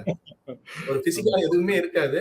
பல நாட்டில இருந்து கோஆபரேட்டிவ் பண்ணி அந்த டிசைனை ஃபைனலைஸ் பண்ணி எல்லா டெஸ்ட்டும் முடிச்சு நீங்க அதை ஃபைனல் பண்ண பின்னாடி தான் அது ப்ரொடக்ஷனுக்கே போற அளவுக்கு அந்த அதர் டெக்னாலஜி எப்படி இந்த ஆட்டோமொபைல் இன்ஜினியரிங் மெக்கானிக்கல் சார்ந்த ஒரு துறையில வந்து அதை பயன்படுத்துறாங்கன்றது இது ஒரு சின்ன எக்ஸாம்பிள் சார். மிகச்சிறப்பு. அது வந்து மைண்ட் ப்ளோயிங் சொல்லுவாங்க. கற்பனைக்கு எட்டாத விஷயத்தை நீங்க ஒரு காட்சியா காட்டியிருக்கீங்க. ஆமா, கற்பனைக்கு எட்டாத விஷயம். இப்ப மெக்கானிக்கல் இன்ஜினியரிங் இரும்படிக்கிற வேலைன்றதே பொது புத்தியில பதிஞ்சு இருக்கு. இப்ப இது போல புதிய தொழில்நுட்பங்களை புகுத்தி நமது இளைஞர்களும் யுவதிகளும் களமாடி தேசத்தை ஒரு உன்னதமான சூழ்நிலைக்கு கொண்டு வருவதற்கு இந்த மெக்கானிக்கல் இன்ஜினியரிங் அது சார்ந்த படிப்புகளை அவர்கள் தைரியமாக எடுத்து படிக்கலாம் என்கிற நம்பிக்கையை நீங்கள் விதைத்திருக்கிறீர்கள். இன்னொரு விஷயத்தை உங்ககிட்ட பேசணும்னு நினைக்கிறேன். இ வெஹிக்கிள்ஸ், எலக்ட்ரானிக் வெஹிக்கிள் அல்லது கிரீன் வெஹிக்கிள் என்று சொல்லப்படக்கூடிய மின் வாகனம், அந்த வாகனத்தினுடைய எதிர்காலம் எப்படி இருக்கும், அந்த துறையில் மாணவர்கள் இப்பொழுது நுழைந்தால் அவர்களுக்கான எதிர்கால வேலை வாய்ப்புகள் எப்படி இருக்கும்? கண்டிப்பா ஸ்லைட் போலாம் sir.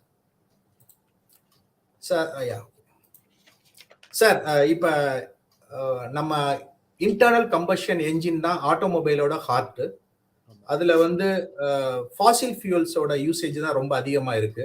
Diesel and petrol, gasoline, அதெல்லாம் அந்த கிரீன் ஹவுஸ் கேசஸ் எமிட் பண்றதுனால ரொம்ப நாளாவே ஆர்என்டி பண்ணிக்கிட்டே இருக்காங்க. வேற ஏதாவது ஒரு மாற்று ஃபியூவல் யூஸ் பண்ண முடியுமா அப்படின்றது. அதுல வந்து இப்ப ரொம்ப ரிசர்ச் பண்ணி கொஞ்சம் கமர்ஷியல் பண்ற ஸ்டேஜுக்கு வந்திருக்கிறது வந்து எலக்ட்ரிக் வெஹிக்கிள்.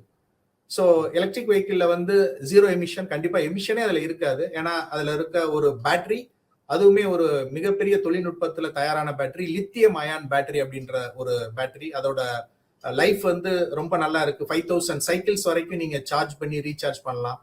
ரொம்ப எளிதாக சார்ஜ் பண்ற ஒரு கேப்பபிலிட்டி இருக்கனால அந்த பேட்டரியை யூஸ் பண்ணி ஒரு மோட்டாரை பேஸ் பண்ணி காரை டிரைவ் பண்றாங்க. லாட் ஆஃப் கமர்ஷியல் இது பேசஞ்சர் மேனுஃபேக்சரர்ஸ், கார் மேனுஃபேக்சரர்ஸ் வந்து இப்ப எல்லாமே அவங்களோட ப்ராடக்ட் லைன்ல வந்து ஒரு இ வெஹிக்கிளை சேர்த்துட்டாங்க. ஸோ இப்ப சார்ஜிங் ஸ்டேஷன்ஸ் நிறைய வந்துருச்சுன்னா டெஃபினட்டா மக்கள் வந்து அந்த இ வெஹிக்கிளை நோக்கி மூவ் ஆயிடுவாங்கன்றது என்னோட அபிப்பிராயம். ஏன்னா கவர்மெண்ட்டும் இந்த ஸ்கீமை ப்ரொமோட் பண்றதுக்கு நிறைய ஆப்பர்ச்சுனிட்டிஸ் கொடுக்குறாங்க. இப்ப நீங்க ஒரு வெஹிக்கிள் வாங்குனீங்கன்னா உங்களுக்கு வந்து ரோட் டாக்ஸ் கிடையாது. நீங்க அது மாதிரி நிறைய ஆப்பர்ச்சுனிட்டிஸ் கொடுக்குறாங்க நீங்க வந்து உங்களோட வெஹிக்கிளை மாற்றுறதுக்கு. ஸோ இந்த டெக்னாலஜியில மெக்கானிக்கலோ ஆட்டோமொபைல் அவங்களோட இன்ஃப்ளூயன்ஸ் எப்படி இருக்குன்னு பாத்தீங்கன்னா, சில பேர் ஒரு தப்பான புரிதல்ல இருக்காங்க. ஏன்னா இருக்கிற ஆல்ரெடி ஒரு ஐசி என்ஜினை பேஸ் பண்ணி ரன் பண்ற ஆட்டோமொபைல்ல ஜஸ்ட் என்ஜினை தூக்கிட்டு நீங்க பேட்டரியும் மோட்டாரும் மாட்டி ஓட்டலாம் அப்படின்னு, அது வந்து ஒரு ப்ரூவ்ட் மெத்தட்.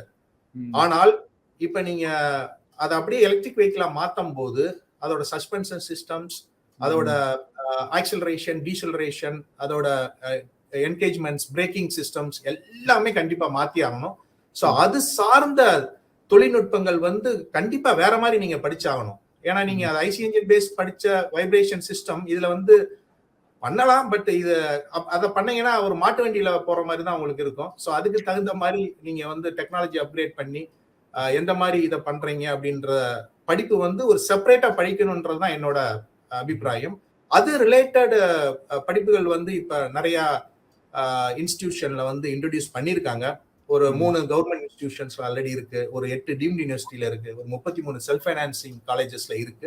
நான் பெயர் குறிப்பிட முடியாத சூழ்நிலையினால நீங்க சர்ச் பண்ணி அந்த கல்லூரிகள் என்ன அப்படின்னு பார்த்துட்டு நீங்க அது சம்பந்தமான படிப்புகள் படித்தா கண்டிப்பா உங்களுக்கு வேலை வாய்ப்புகள் நிச்சயம். அதனால இப்ப இந்த ஃபியூச்சர் தான் வெஹிக்கிள்னு என்னால சொல்ல முடியாது. ஏன்னா டெக்னாலஜி மாறிக்கிட்டே இருக்கு. இப்ப ஹைட்ரஜன் ஃபியூலையும் ஹைட்ரஜன் பேஸ்ட் ஃபியூலையும் நிறைய ஆராய்ச்சி பண்ணிக்கிட்டு இருக்காங்க.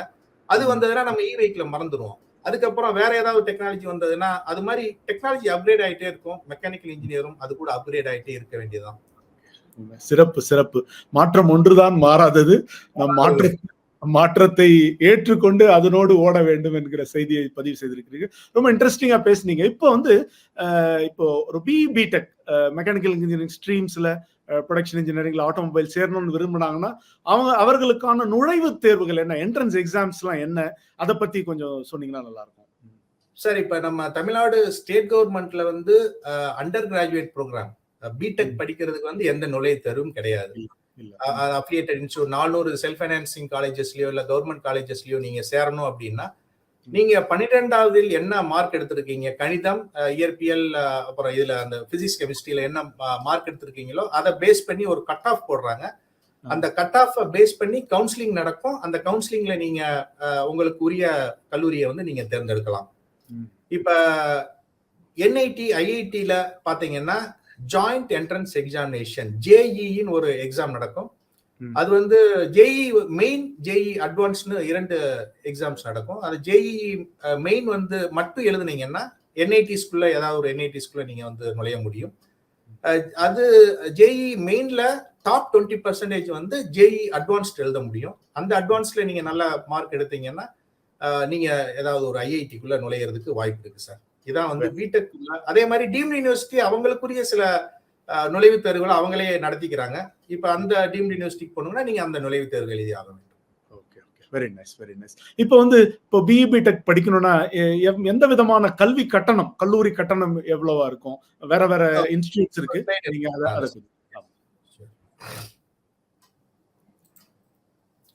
இப்ப என்ஐடிஸ், ஐஐடிஸ்ல எல்லாம் பாத்தீங்கன்னா ஒரு வருடத்திற்கு ஒரு தோராயமாக தான் இதை சொல்றேன். ஏன்னா ஒவ்வொரு இதுவும் டிஃப்ரெண்ட் யூனிவர்சிட்டி, அது டீம்டு யூனிவர்சிட்டியா இருக்கு. ஸோ 1,50,000 ரூபாய் வரைக்கும் உங்களுக்கு கல்வி கட்டணம் வர்றதுக்கு வாய்ப்பு இருக்கு. இப்ப அண்ணா யூனிவர்சிட்டி அஃபிலியேட்டட் இன்ஸ்டிடியூட்ஸ், அந்த செல்ஃப் ஃபைனான்சிங் காலேஜஸ், அதுல நீங்க பண்ணணும்னா ஒரு 60,000 கட்டணம் வருடத்திற்கு வரும். கவர்மெண்ட் இன்ஜினியரிங் காலேஜஸ் தான் இருக்கிறதுலே ரொம்ப மிக குறைவான கட்டணம். அது வந்து 20,000 ரூபாயிலேயே உங்க எல்லா இதையும் நீங்கள் முடித்து விடலாம். அது டீம்டு யூனிவர்சிட்டிஸ்ல கொஞ்சம் அதிகமாக இருக்க வாய்ப்பு இருக்கு, 2 லட்சம். செல்ஃப் ஃபைனான்சிங் காலேஜஸ்லயும் அதே கல்வி கட்டணம் இருக்க வாய்ப்பு இருக்கு. இப்போ வந்து இப்போ யூஜி பத்தி பேசணும், யூஜி ஃபீஸ், என்ட்ரன்ஸ் எக்ஸாம் பேசணும். இப்போ சில பேர் வந்து பட்ட மேற்படிப்பு படிக்கணும்னு விரும்புவாங்க, பிஜி ஸ்ட்ரீம்ஸ். ஸோ மெக்கானிக்கல் பேஸ்ட்ல ஸ்ட்ரீம்ஸ்ல யூஜி படிச்சவங்க பிஜி என்னவெல்லாம் படிக்கலாம், அதுக்கான என்ட்ரன்ஸ் எக்ஸாம்ஸ் என்ன? ஓகே, இப்ப நீங்க பிஜி அதே மாதிரி திருப்பி ஐஐடி, என்ஐடில படிக்கணும்னா கேட்னு ஒரு என்ட்ரன்ஸ் எக்ஸாம் வைக்கிறாங்க, கிராஜுவேட் ஆப்டிடியூட் டெஸ்ட் இன் இன்ஜினியரிங் அப்படின்ட்டு. அது வந்து வருடத்திற்கு ஒவ்வொரு இதுலயும் பிப்ரவரி மாசம் அந்த டெஸ்ட் நடக்கும். அந்த டெஸ்ட்ல வந்து நீங்க நல்ல ஸ்கோர் எடுத்தீங்கன்னா அகைன் திருப்பி கவுன்சிலிங் அது மூலியமா நீங்க வந்து இது பண்ணலாம். இப்போ ஸ்டேட் கவர்மெண்ட்ல நீங்க போஸ்ட் கிராஜுவேட் பண்ணணும் அப்படின்னா டான்செட்னு ஒரு எக்ஸாம் வைக்கிறாங்க, தமிழ்நாடு காமன் இன்ஜினியரிங் டெஸ்ட் அப்படின்ட்டு. அந்த எக்ஸாமினேஷன் நீங்க கிளியர் பண்ணீங்கன்னா அதை பேஸ் பண்ணி கட் ஆஃப் இது பண்ணி அந்த மாஸ்டர்ஸ் டிகிரி நீங்க ஏதாவது படிக்கலாம். வெரி நைஸ், நல்லா சிறப்பா சொன்னீங்க. இப்போ ஒரு கடைசியா ஒரு கேள்வி, இப்போ mechanical engineering streams, production engineering, ஆட்டோமொபைல்ல மாணவிகள் சேரலாமா? அவர்களுக்கான எதிர்காலம், நிறைய பெற்றோருக்கு இந்த ஒரு குழப்பம் இருந்துட்டே இருக்கு, பெண் பிள்ளைங்க இந்த மாதிரி ஒரு மெக்கானிக்கல் ஸ்ட்ரீம்ல படிக்க வைக்கலாமா அப்படின்னு. நீங்க அந்த ப்ரொஃபசர், நீங்க உங்களுடைய கருத்து என்ன? கண்டிப்பா சார், அந்த ஸ்லைடு ஒண்ணு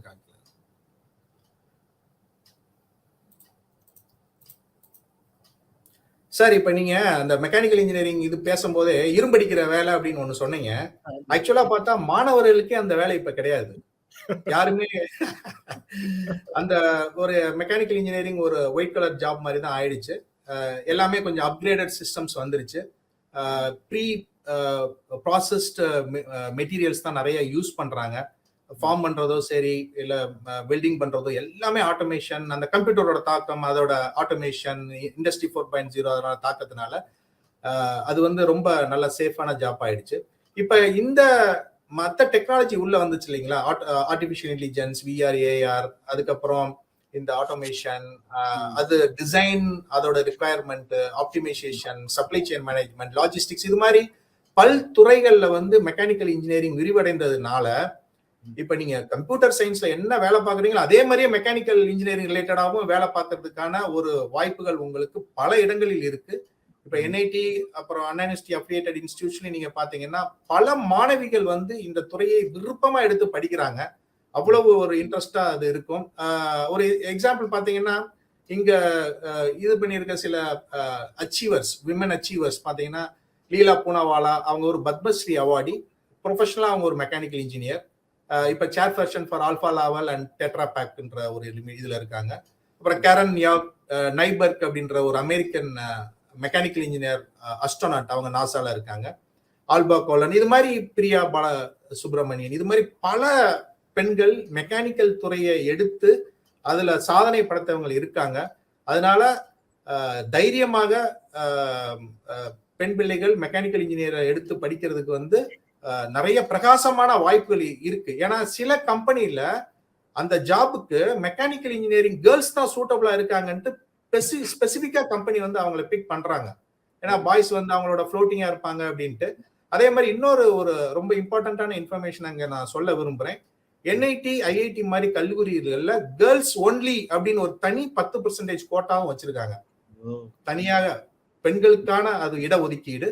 அதனால நீங்க மெக்கானிக்கல் இன்ஜினியரிங் படிக்கிறதுக்கா எந்தவித தயக்கமும் தேவையில்லை அப்படின்றது இந்த காலகட்டத்துல என்னோட ஒரு அபிப்பிராயம்.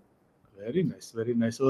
ஒரு கணினி அறிவியல் படிப்பது போல மெக்கானிக்கல் இன்ஜினியரிங் துறை சார்ந்த படிப்புகளை படிக்கலாம். சிறப்பு வேலை வாய்ப்புகள் உண்டு, சிறப்பு ஒதுக்கீடும் உண்டு என்கிற தகவலை தெரிவித்திருக்கிறீர்கள். மிக்க நன்றி. மிக சிறப்பாக இப்போ நம்மளுடைய நிகழ்ச்சியின் உங்களுடைய செஷனோட இறுதி பகுதியில் இருக்கோம். இப்போ மிக சிறப்பாக என்னென்ன மெக்கானிக்கல் இன்ஜினியரிங் துறையில் இருக்கக்கூடிய பாடப்பிரிவுகள், அந்த பாடப்பிரிவுகள் ஊடாக என்னென்ன தொழில்நுட்பங்கள்லாம் உள்ள வந்திருக்கு, குறிப்பாக ஆட்டோமொபைல் துறையில் இருக்கக்கூடிய தொழில்நுட்பங்கள், பிறகு என்ன நுழைவுத் தேர்வு, எவ்வளவு கட்டணம், மேற்படிப்பு படிப்பதற்கான வாய்ப்புகள், பெண்களுக்கான வாய்ப்புகள் என்று பரவலாக பல தளங்களில் நாம் பேசியிருக்கிறோம். நிகழ்ச்சியில் தொடர்ந்து இணைந்திருங்கள். இப்பொழுது அடுத்த சிறப்பு விருந்தினரை நிகழ்ச்சிக்கு அழைப்போம். திரு அன்புச்செழியன் நெடுஞ்செழியன் அவர்கள் நம்மோடு இணைகிறார். இவர் கேட்டர்பில்லர், திருவள்ளூரில் இருக்கக்கூடிய கேட்டர்பில்லர் இந்தியா நிறுவனத்தினுடைய பொது மேலாளர், general manager, Caterpillar India private limited, Tiruvallur. இவர் ஏறக்குறைய 32 ஆண்டுகளாக பொறியியல் துறையில் களமாடி வருகிறார். முன்பு டிவிஎஸ் நிறுவனத்தில் பணிபுரிந்த அனுபவம் கொண்டவர். இவர் ஒரு சர்டிஃபைடு 6 சிக்மா பிளாக் பெல்ட். பிறகு is the chairman of confederation of Indian industry, Tamil Nadu smart manufacturing forum என்கிற இந்திய தொழில் கூட்டமைப்பின் தமிழ்நாடு ஸ்மார்ட் மேனுஃபேக்சரிங் என்கிற சூட்டிகை உற்பத்தி துறையினுடைய அந்த குழுவினுடைய தலைவராகவும் பணியாற்றி வருகிறார். அவரை நிகழ்ச்சிக்கு வரவேற்போம்.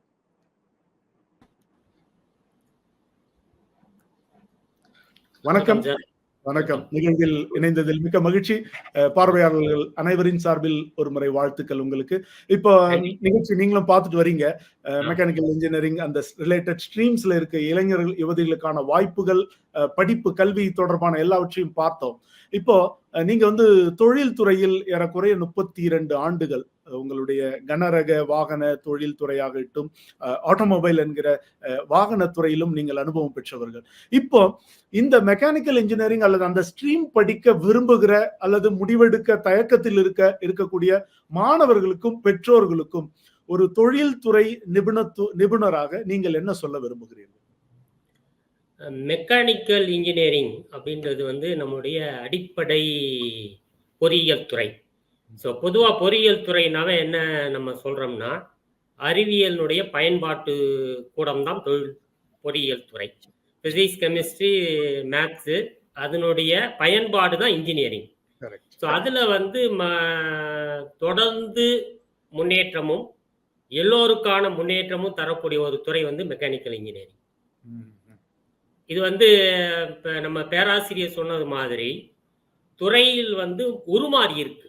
எல்லா துறையும் உருமாறி இருக்கு. அவர் சொன்னார் டைப் ரைட்டிங் மிஷின் வந்து கம்ப்யூட்டர் ஆச்சுன்னு. அதே மாதிரி மெக்கானிக்கல் துறையும் உருமாறி இருக்கிறது தவிர உருக்குலைந்து போகவில்லை. அதனால வந்து கம்ப்யூட்டர் வந்துச்சு, ப்ரோக்ராம் வந்துச்சு, அதனால மெக்கானிக்கல் போயிடுச்சு அப்படின்னு இல்லை, தொடர்ந்து இருக்கும். உயிரினங்கள் இந்த உலகத்தில் இருக்கின்ற வரை உற்பத்தி பொருட்கள் தேவை இருக்கும். உற்பத்தி பொருட்கள் தேவை இருக்கின்ற வரை உற்பத்தி கூடங்கள் இருக்கும். உற்பத்தி கூடங்கள் இருக்கின்ற வரை மெக்கானிக்கல் இன்ஜினியர்களுக்கு வாய்ப்புகள் இருந்து கொண்டேதான் இருக்கும். மிக மிக சிறப்பு. பஞ்ச் டயலாக் மாதிரி ஒரு முத்தாய்ப்பு வசனமாக. அதனால வந்து இது அதற்கான செகண்ட் தாட் வேண்டாம்னு சொல்லுவாங்க. இன்னும் மறு யோசனையே தேவையில்லை. இது வந்து கண்டிப்பாக இது வந்து நம்முடைய உயிரோட்டம். உற்பத்தி கூடத்து என்பது உயிரோட்டம், உற்பத்தி பொருட்கள் என்பது உயிரோட்டம். ஸோ அதனால அது வந்து என்றைக்கும் இருக்கும். ஆனா 30 ஆண்டுகளுக்கு முன் நான் படித்த மெக்கானிக்கல் இன்ஜினியரிங்க்கும் இப்பயும் வந்து ஒரு மாற்றம் மிகப்பெரிய அளவில் நடந்திருக்கு. அதை பற்றி நம்ம விரிவாக பார்க்க போறோம். Very nice. சரி, இப்போ வந்து ஒரு ஸ்டூடெண்ட் வந்து மெக்கானிக்கல் இன்ஜினியரிங் படிக்கிறாருன்னு வச்சுக்கோங்க. அவங்க பெற்றோருக்கும் இல்ல அந்த மாணவனுக்கும் இருக்கிற கேள்வி, வாட் நெக்ஸ்ட் ஆஃப்டர் எஜுகேஷன்? படிச்சு முடிச்ச பிறகு என்ன நடக்கும்? வேலை வாய்ப்பு கிடைக்குமா? இப்போ நீங்க இந்த இண்டஸ்ட்ரியில இருக்கீங்க, யூஆர் சீசன்டு கேம்பெயினர் இந்த இண்டஸ்ட்ரி. இப்போ மெக்கானிக்கல் இயந்திர பொறியியல் படித்த மாணவிகளுக்கான வேலை வாய்ப்புகள் என்னென்ன, எந்தெந்த துறைகளில், உபத்துறைகளில் அந்த வேலை வாய்ப்புகள் அவர்களுக்கு இருக்கின்றன, அதை நீங்க விரிவா பேசிடலாம். கண்டிப்பா. அது வந்து நம்ம ஒரு பிரசன்டேஷன்ல ஸ்லைடுல போட்டிருக்கோம். ஸோ நம்ம முதல்ல வந்து இந்த வேலை வாய்ப்புகளை பொறுத்த வரைக்கும் என்ன வகையான வேலைகள், என்ன வகையான துறைகள், ஒரு தொழில்கூடம் இருக்கு, இல்லை ஒரு உற்பத்தி நிறுவனம் இருக்குன்னா அதுக்குள்ள நம்ம நுழையும் போது என்ன விதமான பணிகள் இருக்கு அப்படின்றத 3 வகையா பிரிக்கலாம். ஒன்று வந்து டிசைன், வடிவமைப்பு. இரண்டாவது வந்து மேனுஃபேக்சரிங், உற்பத்தி பிரிவு. மூன்றாவது வந்து சர்வீஸ், சேவை பிரிவு. ஸோ இந்த வடிவமைப்பு அப்படின் போது நம்ம பேராசிரியர் அவர்கள் விஆர், இந்த ஆர்டிஃபிஷியல் இதெல்லாம் இன்டெலிஜென்ஸ் அதெல்லாம் சொன்னார். ஸோ அதெல்லாம் வந்து பயன்படக்கூடிய துறை வந்து இந்த வடிவமைப்பு. ஸோ அதில் வந்து முதல்ல வந்து உற்பத்தி பொருட்கள் வடிவமைப்பு. ஒரு செல்ஃபோனாக இருந்தாலும் சரி, லேப்டாப்பாக இருந்தாலும் சரி, ஒரு லேத் மிஷினாக இருந்தாலும் எப்படி அதை, ஒரு காராக இருந்தாலும் எப்படி அதை வடிவமைக்கிறது அப்படின்றது ஒரு துறை.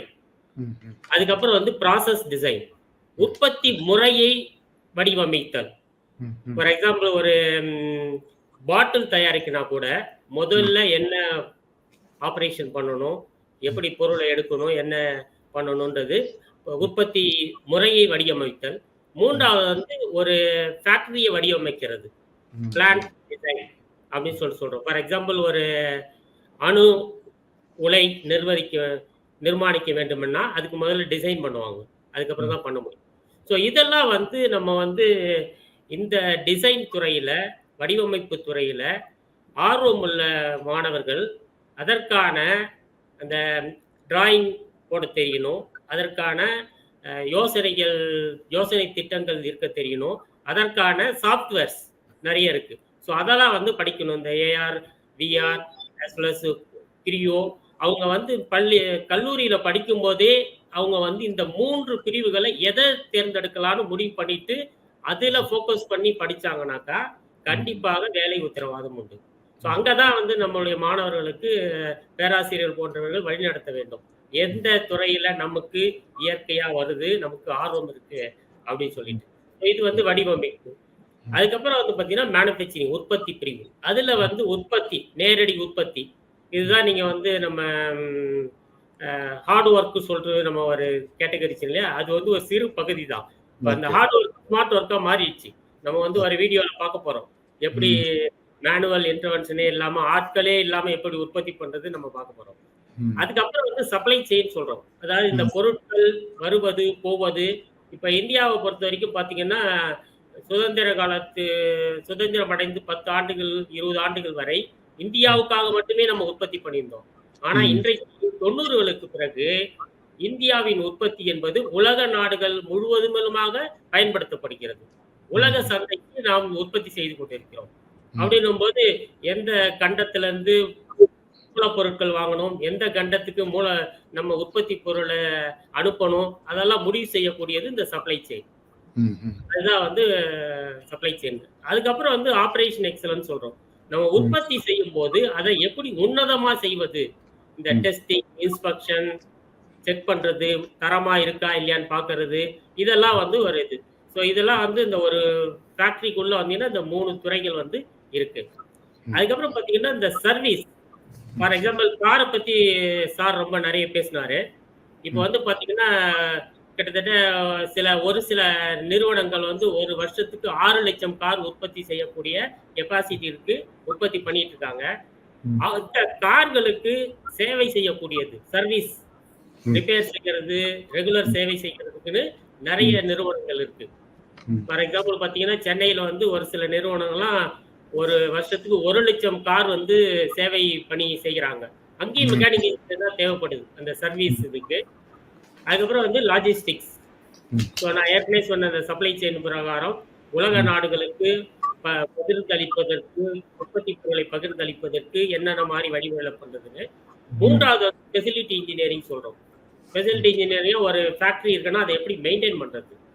ஃபார் எக்ஸாம்பிள் பாத்தீங்கன்னா இப்ப இந்தியாவில் இருக்க எல்லா ஏர்போர்ட்டுமே ஏதோ ஒரு மெயின்டெனன்ஸ் கம்பெனி தான் மெயின்டைன் பண்றாங்க, கவர்மெண்ட்ல பண்றது இல்ல. அந்த கம்பெனிக்கு மெக்கானிக்கல் இன்ஜினியர்ஸை ரெக்ரூட் பண்றாங்க. ஸோ அந்த மாதிரி ஃபெசிலிட்டி இன்ஜினியரிங். அதே மாதிரி ஒரு புதுசா ஃபேக்டரியை வந்து உருவாக்கணும் அப்படின்னும் போது அந்த ஃபேக்டரியை நிர்மாணிக்கிறது வந்து ஒரு நிறுவனங்கள் இருக்கு, சில நிறுவனங்கள் இருக்கு. எந்த ஒரு கம்பெனி தானாக செய்வதில்லை, அதை இன்னொரு நிறுவனத்திற்கு கான்ட்ராக்ட் கொடுக்கிறார்கள். அந்த கான்ட்ராக்ட் நிறுவனங்கள் மெக்கானிக்கல் இன்ஜினியர்ஸை ரெக்ரூட் பண்றாங்க. ஸோ இந்த மாதிரி 3 பிரிவுகளின் வேலை வாய்ப்புகள் குவிந்திருக்கின்றது. இதை வந்து நம்ம மாணவர்கள் கல்லூரியில் படிக்கும் போதே இதை பற்றிய தெளிவுகள், அதாவது இந்த செமஸ்டர் லீவ்ல ரிட்டர்ன் போறது இல்ல பிளான்ட் விசிட் பண்ணி அதை பற்றிய அறிவை வளர்த்து கொண்டால்தான் அவர்கள் வந்து அதை தேர்ந்தெடுப்பதற்கு இலகுவாக இருக்கும். இதுதான் வந்து 3 இது. அடுத்து நான் வந்து என்ன மாதிரி கம்பெனிகள் இருக்கு, அமைப்புகள் இருக்கு அப்படின்னு பாத்தீங்கன்னா, கவர்மெண்ட்ல டைரக்டா டிபார்ட்மெண்ட், இப்ப நீங்க பணியாற்றக்கூடிய டிஆர்டிஓ இல்ல atomic research, air force, defence, so இது எல்லாமே வந்து கவர்மெண்ட் டிபார்ட்மெண்ட் சொல்றோம். மாநில அளவுல பாத்தீங்கன்னா நம்முடைய மின் வாரியம், நம்ம உற்பத்தி கூடங்கள்லாம் நிறைய இருக்கு, அது வந்து கவர்மெண்ட் டிபார்ட்மெண்ட் சொல்றோம். அதுக்கப்புறம் வந்து கவர்மெண்ட் நடத்தக்கூடிய வணிக நிறுவனங்கள், அதாவது பப்ளிக் செக்டார் யூனிட்ஸ், பிஎஸ்யூ சொல்றோம். For example Bharat heavy electricals இருக்கு, ஸ்டீல் அத்தாரிட்டி ஆஃப் இந்தியா இருக்கு, கோல் இந்தியா இருக்கு. ஸோ இந்த மாதிரி நவரத்னங்கள் சொல்லிட்டு சொல்றோம், நிறைய நிறுவனங்கள் இருக்கு. இவங்க எல்லாருமே வந்து இந்த கிராஜுவேட் இன்ஜினியர் ட்ரெயினி அப்படின்றது வந்து பேராசிரியர் சொன்ன கேட் எக்ஸாம் அடிப்படையிலையும் எடுக்கிறாங்க. அதுக்கான நேரிடை தேர்வுகளும் நடத்தப்படுகிறது. ஸோ கவர்மெண்ட் ஜாப்ல வந்து இன்றைய அளவுல வந்து எந்த ஒரு குறைவும் ஏற்படவில்லை மெக்கானிக்கல் இன்ஜினியர்ஸ்க்கு, தொடர்ந்து வளர்ந்து கொண்டுதான் இருக்கிறது. அரசாங்க வேலைக்கும் வாய்ப்பு இருக்கிறது. அதுதான் வந்து உத்தரவாதம் சொல்வது. அதே மாதிரி தனியார் நிறுவனங்களை பார்த்தீங்கன்னா உற்பத்தி நிறுவனங்கள் அப்புறம் சேவை நிறுவனங்கள் 2 பிரிக்கலாம். நம்ம உற்பத்தி நிறுவனங்களை கார் உற்பத்தி அல்லது காருடைய பாகங்கள் உற்பத்தி நிறுவனங்கள் மிகப்பெரும் அளவிலே இருக்கிறது. இந்த பேராசிரியர் சொன்ன மாதிரி முதல் இடத்திலே போக வேண்டிய நிலைக்கு கூட இந்தியா வரலாம். உலக கார் உற்பத்தியாளராக மாறுவதற்கான வாய்ப்புகள் அதிகம் இருக்கிறது. அதற்கு பிறகு இந்த மைனிங் அண்ட் கன்ஸ்ட்ரக்ஷன், நம்மளுடைய கட்டமைப்பு பரிமாணம், அதே மாதிரி சுரங்க தொழிற்சாலை இதுவும் அதிகமா இருக்கு. அதற்கு தேவையான பாகங்கள், உபகரணங்கள் இவற்றையெல்லாம் வந்து உற்பத்தி செய்யக்கூடிய நிறுவனங்கள் இருக்கு. அதுக்கப்புறம் எந்த உபகரணங்கள் நீங்க எடுத்துக்கொண்டாலும், அது செல்போனா இருந்தாலும் சரி, லேப்டாப்பா இருந்தாலும் சரி, இல்ல ரோபாட்டா இருந்தாலும் சரி, ட்ரோனா இருந்தாலும் சரி, அதை உற்பத்தி செய்வதற்கு ஏதோ ஒரு தொழிற்சாலை தேவைப்படுகிறது. அங்கெல்லாம் எங்கெங்கெல்லாம் உற்பத்தி பொருள் இருக்குதோ அங்கெங்கெல்லாம் மெக்கானிக்கல் இன்ஜினியரிங் ஸ்டூடெண்ட்டுக்கு வாய்ப்பு இருக்கு. அந்த சேவை நிறுவனங்களை பொறுத்த வரைக்கும் வந்து கன்ஸ்ட்ரக்ஷன் நம்ம சிவில் நினச்சிக்கிறோம். ஒரு ஃபேக்ட்ரியை நிர்மாணிக்கணும், அது வந்து மெக்கானிக்கல் கன்ஸ்ட்ரக்ஷன். ஸோ அதுக்கு அங்கே மெக்கானிக்கல் இன்ஜினியர்ஸ் தேவைப்படுறாங்க. நான் ஏற்கனவே சொன்ன மாதிரி ஏர்போர்ட்டில் இல்லை கம்பெனி மெயின்டெனன்ஸுக்கு இன்ஜினியரிங் சர்வீஸ் தேவைப்படுது. அதே மாதிரி சப்போர்ட் சர்வீசஸ், நம்ம வந்து சில தர நிர்ணயம் பண்ணக்கூடிய testing inspection agencies. For example பார்த்தீங்கன்னா இப்போ வந்து நம்முடைய கல்ஃப் கண்ட்ரீஸ்லாம் வந்து நிறைய வந்து வெல்டிங் இன்ஸ்பெக்டர்ஸ்க்கு வந்து நிறைய டிமாண்ட் இருக்குது. இந்த அல்ட்ராசோனிக் டெஸ்டிங், ரேடியோகிராஃபி டெஸ்டிங், இந்த மாதிரி நிறைய டெஸ்டிங் இருக்குது. ஸோ அதுக்கெலாம் வந்து உள்ள வேலை வாய்ப்பு இருக்குது. அதுக்கும் வந்து அளவு கடந்த வேலை வாய்ப்புகள் தொடர்ந்து இங்கே இருக்குது. ஸோ நான் வந்து முதல்ல வந்து என்னென்ன மாதிரி பணிகள் இருக்குன்னு சொன்னோம். இது என்னென்ன மாதிரி நிறுவனங்கள்ல பணிகள் இருக்கிறது அப்படின்றது நம்ம வந்து இதில் எக்ஸ்பிளைன் பண்ணோம். மிகச்சிறப்பு, மிக சிறப்பா சொன்னீங்க. இப்போ வந்து மூன்றாக நீங்க அழகா பிரிச்சுட்டீங்க. டிசைன்ல இருக்கும், வடிவமைப்பு துறையில, இல்லைன்னா மேனுஃபேக்சரிங் உற்பத்தி, இல்லைன்னா சர்வீசிங் என்று சொல்லப்படக்கூடிய பராமரிப்பு சேவை பிரிவு. இதுல மாணவர்கள் வந்து எதிர்கால வேலை வாய்ப்புகள் இருக்கிறது. பிறகு நீங்க அதுக்கப்புறம் அடுத்த ஸ்லைட் இப்போ நம்ம காட்சியில பாக்குறது அரசு மற்றும் பொதுத்துறை நிறுவனங்கள் அவர்களுக்கான வாய்ப்பு, தனியார் உற்பத்தி நிறுவனங்களில் அவர்களுக்கான வாய்ப்பு, தனியார் சேவை மற்றும் பராமரிப்பு நிறுவனங்களில் அவர்களுக்கான வாய்ப்பு. மிக சிறப்பு. இப்ப வந்து நீங்க வந்து கேட்டர்பில்லர் இந்தியா நிறுவனத்துடைய ஜெனரல் மேனேஜர் ஆபரேஷன்ஸா இருக்கிறீங்க. இப்போ உங்க தொழிற்சாலைய நம்ம பார்வையாளர் எல்லாருக்கும் சுத்தி காட்ட போறீங்க. நீங்க ஒரு வீடியோ நம்ம பார்க்க போறோம். நீங்க உங்க குரல்லையே அது என்ன நடக்குது, ஒரு நவீன தொழிற்சாலை எப்படி இருக்கும் என்பதை பொதுவெளியில் தமிழிலேயே நாம் இப்போது பேச போகிறோம். கண்டிப்பா வீடியோ.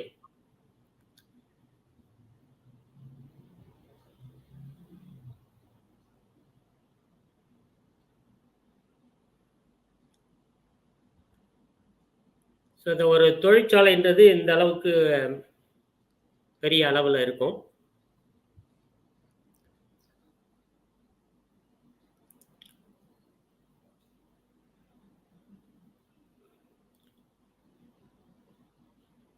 ஸோ இது வந்து நாங்கள் பண்ணக்கூடிய 100 டன் எடையை தூக்கக்கூடிய சுரங்கங்களில் வேலை செய்யக்கூடிய ஒரு ட்ரக். இது வந்து நம்ம சாலைகளில் பார்க்க முடியாது, சுரங்கங்களில் மட்டுமே பார்க்கக்கூடிய ட்ரக்கு தான் அங்கே உற்பத்தி பண்ணுறோம். இது வந்து நான் அந்த லாஜிஸ்டிக்ஸ் சப்ளை செயின் சொன்னோம் இல்லையா, அதனுடைய வேர் ஹவுஸு. ஸோ இது வந்து பார்த்தீங்கன்னா வெல்டிங் பண்ணுது, எல்லா ரோபோவுமே வெல்டிங் பண்ணுது. பேராசிரியர் சொன்னார் டார்க் ஃபேக்ட்ரின்னு, லைட் சாஃப்ட் ஃபேப்ரிகேஷன் சொல்லிட்டு சொல்லுவோம். ஸோ இது வந்து இந்த சிஎம்எம் மிஷின் செக்கிங் பண்ணுறது. ஸோ இது வந்து அல்ட்ராசோனிக் டெஸ்டிங். ஸோ இந்த விர்ச்சுவல், ஸோ இது வந்து எங்களுடைய டெஸ்டிங் லெபார்டரி. சப்போர்ட் சர்வீசஸ் சொல்லிட்டு இருந்தோம். ஸோ இது வந்து அனதர் அசம்பிளி. ஸோ இது எல்லாமே வந்து நம்ம கையில் முடுக்க வேண்டியதில்லை, எல்லாத்துக்குமே டிஜிட்டல் டார்க் டூல் சொல்கிறோம். ஜஸ்ட்டு டூலை வச்சா போதும், தானாக டைட் ஆகிக்கும். ஸோ நமக்கு வந்து இந்த கை வலிக்கிறது இந்த வேலைலாம் ஒன்றும் இல்லை. ஸோ ஆட்டோமேட்டிக்காக ஆகிடும். ஸோ எல்லாத்துக்குமே வந்து தகுந்த உபகரணங்கள் இருக்கிறது. ஸோ எதையுமே வந்து மேனுவல் எஃபர்ட்டே எதுவும் கிடையாது. ஸோ அதனால தான் வந்து நம்ம இந்த பெண்களுக்கு வேலைவாய்ப்பு இந்த இயந்திரத்துறையில் மெக்கானிக்கல் இன்ஜினியரில் எப்படி இருக்குன்னு, ஸோ இதில் வந்து யாரும் அச்சப்பட வேண்டிய அவசியம் இல்லை. முதல்ல வந்து மெக்கானிக்கல் தொழிற்சாலைகளில் வேலை செய்யறதுக்கு வலிமை வேணும் அப்படின்னு ஒரு தவறான கருத்து இருந்துச்சு. ஆனால் உண்மைதான், அது தவறான கருத்து இல்லை. அந்த காலத்தில் ஒரு 50 ஆண்டுகளுக்கு முன் அப்படி தான் இருந்துச்சு. ஆனால் இப்போ அப்படி கிடையாது. திறமை இருந்தா போதும், வலிமை இருக்குன்ற அவசியம் கிடையாது அப்படின்ற இதுல இருக்கு. இது வந்து பெயிண்டிங் ப்ராசஸ். ஸோ இதெல்லாம் வந்து என்னன்னா வெளிநாடுகளுக்கு ஏற்றுமதி செய்யக்கூடிய ட்ரக்குகள், கனரக கனரக வாகனங்கள். வாகனங்கள். மிக சிறப்பு. உங்க உங்க ஒரு தொழிற்சாலையை ஒரு பருந்து பார்வை பார்த்துட்டோம். நம்மளுடைய ம். பார்வையாளர்கள் எல்லாரும் வந்து ஒரு நவீன தொழிற்சாலை எப்படி இருக்கும் அப்படின்றத தெரிஞ்சுக்கிட்டாங்க. நீங்களும் ரொம்ப சிறப்பா இடையில சொல்லும்போது சொன்னீங்க, இது வந்து ஒரு புஜ வலிமை சார்ந்த ஒரு பணி இல்ல. இது வந்து எல்லாரும் சேர்ந்து அவர்களுடைய மூளையை பயன்படுத்தி இயங்கலாம். தொழில்நுட்பங்கள் நிறைய வந்துட்டு இருக்கின்றன என்பதை பொதுவெளியில் தெரிவித்தீர்கள். இப்ப வந்து இந்த வேலை வாய்ப்புல இன்னொரு ஒரு விஷயத்தை உங்ககிட்ட பேசணும்னு நினைக்கிறேன். ஸ்டார்ட் அப் என்று சொல்லப்படக்கூடிய துளிர் நிறுவனங்கள். நிறைய இளைஞர்கள், யுவதிகள் அவங்களே ஒரு கம்பெனியை துவங்குறாங்க. ஒரு புதுசா ஐடியா இருக்கும்போது அது பொது வழியில ஒரு புரிதல் என்னன்னா, ஒரு கம்ப்யூட்டர் தொழில்நுட்பம் சார்ந்த, டிஜிட்டல் தொழில்நுட்பம் சார்ந்த பகுதிகளில் தான், அந்த துறைகளில் தான் ஸ்டார்ட் அப் துவங்க முடியும். இப்படிப்பட்ட கோர் பிரான்ச்சஸ் என்று சொல்லப்படக்கூடிய மைய பொறியியல் துறைகளில் ஸ்டார்ட் அப் துவங்குவதற்கான வாய்ப்புகள் இல்லை அல்லது வாய்ப்புகள் குறைவு என்கிற ஒரு தவறான புரிதல் இருக்கிறது. நீங்கள் இந்த துறை சார்ந்த வல்லுநர். இங்க ஸ்டார்ட் அப் என்கிற துளிர் நிறுவனங்கள், மெக்கானிக்கல் இன்ஜினியரிங் துறை சார்ந்த படிப்புகளில் இளைஞர்கள், யுவதிகள் துவங்கலாமா? வாய்ப்புகள் எப்படி இருக்கிறது? துவக்குவதற்கான வாய்ப்புகள் மிக அதிகமாக இருக்கிறது. ஒரு உதாரணம் சொல்றேன். இப்ப பேராசிரியர் வந்து இந்த 3D பிரிண்டிங் பத்தி சொன்னார். ஸோ 3D பிரிண்டிங் வந்து கிட்டத்தட்ட பார்த்தீங்கன்னா 10,000 ரூபாயிலிருந்து 10 லட்சம் 10 கோடி ரூபாய் வரைக்கும் மிஷின்கள் இருக்கிறது. ஸோ அந்த 3D பிரிண்டிங் எல்லாமே ஸ்டார்ட் அப் கம்பெனிகளால் தான் நடத்தப்படுகிறது. எந்த நிறுவனமும் எல்லா வகையான 3D பிரிண்டிங் வச்சுக்க முடியாது. ஸோ ஈவன் NITலயே ஒன்று வச்சிருக்கேன்னு சொல்றாங்க. ஸோ அதுல வந்து நிறைய வகைப்பாடுகள் இருக்கு. ஸோ அந்த மாதிரி ஒரு சப்போர்ட் சர்வீஸ் எல்லாமே வந்து ஸ்டார்ட் அப் கம்பெனி வந்து பாசிபிள். ஸோ இவங்க வந்து ஒரு 3D பிரிண்டிங் மிஷின், கரெக்டான மிஷின் வாங்கிட்டு இது பண்ணலாம். அதே மாதிரி இந்த டெக்னாலஜி சொல்யூஷன், இந்த VR, AR யூஸ் பண்றதுல வந்து நிறைய ஸ்டார்ட் அப் கம்பெனிகள் வந்திருக்கு. ஏன்னாக்கா தொழில்நுட்பம் ஒரு பக்கம் இருக்கு, தொழிற்சாலை ஒரு பக்கம் இருக்கு. ஒவ்வொரு தொழிற்சாலைக்கும் தேவைகள் வந்து ஒவ்வொரு விதமாக இருக்கிறது. அதுல வந்து நம்ம கஸ்டமைசேஷன் சொல்றோம். அந்த தொழில்நுட்பத்தை எப்படி ஏன் தொழிற்சாலைக்கு பயன்படுத்துறது யாருக்குமே தெரியாது. அதற்கான பகுதிகளில் வந்து நிறைய ஸ்டார்ட் அப் கம்பெனி வந்திருக்கு. ஃபார் எக்ஸாம்பிள் இப்ப பாத்தீங்கன்னா நாங்க வந்து நிறுவனத்துல வந்து கோபாட் யூஸ் பண்றோம். Collaborative robot. கோபாட் உற்பத்தியாளர்கள் ஜெர்மனியில் இருக்கிறார்கள், ஜப்பானில் இருக்கிறார்கள், ஸ்வீடனில் இருக்கிறார்கள். ஆனால் இந்திய தொழிற்சாலைக்கு அந்த கோபாட்டை எப்படி பயன்பாட்டுக்கு கொண்டு வருதுன்னு சொல்றதுக்கு ஆள் இல்லை. ரோபாட் உற்பத்தியாளர்கள் இப்ப மற்ற பொருட்கள் உற்பத்தியாளர்கள். ஸோ அங்க வந்து நிறைய ஸ்டார்ட் அப் கம்பெனி, அதாவது இன்டகிரேட்டர்ஸ் சொல்றோம். ஸோ அது வந்து நிறைய பண்றாங்க. அதே மாதிரி இப்ப வடிவமைப்பு துறையில வந்து டூல் டிசைன் இல்ல ப்ராடக்ட் டிசைன்ல வந்து பாத்தீங்கன்னா நிறைய ஸ்டார்ட் அப் வாய்ப்பு இருக்கு. ஸோ இதுல மூன்று துறைகளும் வடிவமைப்பு, உற்பத்தி, சேவை, மூன்றுத்திலுமே ஸ்டார்ட் அப் பண்றதுக்கான வாய்ப்புகள் நிச்சயம் இருக்கு. ஸோ அதுல வந்து மாணவர்கள் அந்த அவேர்னஸ் சொல்றோம் இல்லையா, அந்த புரிதல் இருந்துச்சுன்னா அவங்க வந்து கண்டுபிடிக்கலாம். இது வந்து இந்த தொழில்துறையில இது வந்து மிஸ்ஸிங்கா இருக்கு, இது தேவையில்லை, இது தேவைப்படுது ஆனா இல்லாம இருக்கு, நம்ம ஏன் பண்ணக்கூடாது அப்படின்னு சொல்லி. அதே மாதிரி இந்த டேட்டா அனாலிட்டிக்ஸ் வந்து ஒரு துறை முழு பயன்பாட்டில் வருது. ஸோ அதுலயே வந்து நிறைய ஸ்டார்ட் அப் நிறுவனங்கள் வருது. அதுல வந்து கம்ப்யூட்டர் IT படிச்சிருக்குன்ற அவசியம் இல்லை. மெக்கானிக் இன்ஜினியர் இப்போ வந்து நம்ம பல்கலைக்கழகம் எல்லாத்துலயுமே பைத்தான் ப்ரோக்ராம் வந்து ஃபர்ஸ்ட் செமஸ்டர்ல இன்ட்ரோடியூஸ் பண்ணிட்டாங்க. ஸோ இது வந்து என்னன்னாக்கா நான் வந்து பெருமையா சொல்லிக்க விரும்புறேன். நம்ம இந்திய தொழில் கூட்டமைப்பு சார்பாக எல்லா பல்கலைக்கழகங்களிலும் இந்த கல்வி பாடத்திட்டத்தை எப்படி தொடர்ந்து முன்னேற்றுவது தொழிற்சாலைக்கு தகுந்த மாதிரி பயன்பட்டிருக்கோம். அதுல பண்ண ஒரு சிபாரிசுல தான் அந்த பைத்தான் ப்ரோக்ராமே வந்துச்சு தமிழ்நாட்டில் இருக்க எல்லா பல்கலைக்கழகங்களிலும் கல்வி நிறுவனங்களிலும். ஸோ அது வந்து தொடர்ந்து இருக்கு. ஸோ அதனால வந்து இப்ப பேராசிரியர் சொன்ன மாதிரி நம்ம பழைய இந்த ஃபவுண்டரி டெக்னாலஜி, மண்ணு எடுத்து குத்தி ஒரு பேட்டர்ன் வச்சு பண்ணி அந்த பண்ணுறதுக்கெல்லாம் இப்ப இல்லை. ஸோ தொழில்நுட்பம் வந்து மாறி இருக்கு. அந்த தொழில்நுட்பத்தை பயன்படுத்தக்கூடிய மிகப்பெரிய வாய்ப்பாக வந்து தொழிற்சாலைகள் இருக்கிறது. ஸோ அதனால வந்து மூன்று பகுதிகளிலுமே நமக்கு வந்து ஸ்டார்ட் அப்புக்கான வாய்ப்புகள் கண்டிப்பாக இருக்கு. Very nice. மிக சிறப்பாக மாணவர்களுக்கு என்ன சொல்றேன்னா, அந்த ஸ்டார்ட் அப் ஆல்ரெடி வச்சிருக்கவங்களோட இன்டராக்ட் பண்ணாங்கனாக்கா, இல்ல இந்த மாரி நிறுவனங்களுக்கு பிளான்ட் விசிட் போகும்போது கேட்டாங்கன்னா, அவங்க வந்து சொல்லுவாங்க உங்களுக்கு டீட்டெயில். Very nice. மிகச்சிறப்பு. ஆக தொழில் நிறுவனங்கள் துவங்குவதற்கு இந்த இயந்திர பொறியியல் சார்ந்த படிப்புகளை படித்த மாணவ மாணவிகளுக்கு நிறைய வாய்ப்புகள் இருக்குது. ஆட்டோமொபைல் துறையிலையும் நிறைய ஸ்டார்ட் அப்களை பார்க்கிறோம். ஏத்தர் எனர்ஜி இப்ப சமீப காலமாக இருக்கிறது. ஏறக்குறைய அது ஒரு ஒரு யூனிகார்ன் அந்தஸ்தை அடையும் என்று பத்திரிகைகள் தகவலும் வருகிறது. ஆக இப்படி பரவலான வாய்ப்புகள் இருக்கக்கூடிய துறைகளாக இயந்திர பொறியியலும் அதன் உப பிரிவுகளும் இருக்கின்றன. இப்ப உங்களுக்கு கடைசியா ஒரு கேள்வி உங்ககிட்ட கேட்க விரும்புறேன். நீங்க ஒரு ஒரு ஒரு 30 ஆண்டுகள் கடந்த ஒரு தொழில்துறை அனுபவம் பெற்ற ஒருவர் எதிர்காலத்தில் எந்திர பொறியியல் துறை எப்படி இருக்கும், அல்லது அது அது துறை சார்ந்த ஆட்டோமொபைல் இன்ஜினியரிங் ஆகட்டும், ப்ரொடக்ஷன் இன்ஜினியரிங் ஆகட்டும், பிற துறைகள், இந்த ஸ்ட்ரீம் மெக்கானிக்கல் இன்ஜினியரிங் ஸ்ட்ரீம் எதிர்காலத்தில் எப்படி இருக்கும் என்று நீங்கள் எதிர்பார்க்கிறீர்கள்? ஸோ அது வந்து ஒரு ஸ்லைட்ல போட்டிருக்கேன் நானு. இந்த ஸ்லைட்ல பார்த்தீங்கன்னா ஃபியூச்சர் ஆஃப் மெக்கானிக்கல் இன்ஜினியரிங் சொல்லியிருக்கேன். ஸோ இந்த கோர் இன்ஜினியரிங் சொல்றது என்னைக்கும் சோடை போகாது. ஸோ அது வந்து கண்டிப்பாக தொடர்ந்து இருக்கும். அது வந்து நம்ம உலகத்துல வாழ்ற வரைக்கும் இருக்கும். என்ன ஆயிருக்கு உருமாற்றம் அப்படின்னா, இந்த தொழில்நுட்பம் வந்து ஹார்ட் ஒர்க்ன்றத ஸ்மார்ட் ஒர்க்கா மாத்திருக்கு. அதாவது இப்போ வந்து எந்த இன்ஜினியரும் கிரீஸை தொட வேண்டாம், டச் ஸ்கிரீன் தான் வேணும். ஸ்கிரீன் தொட்டா போதும், கிரீஸை தொட வேண்டிய அவசியம் இல்லை.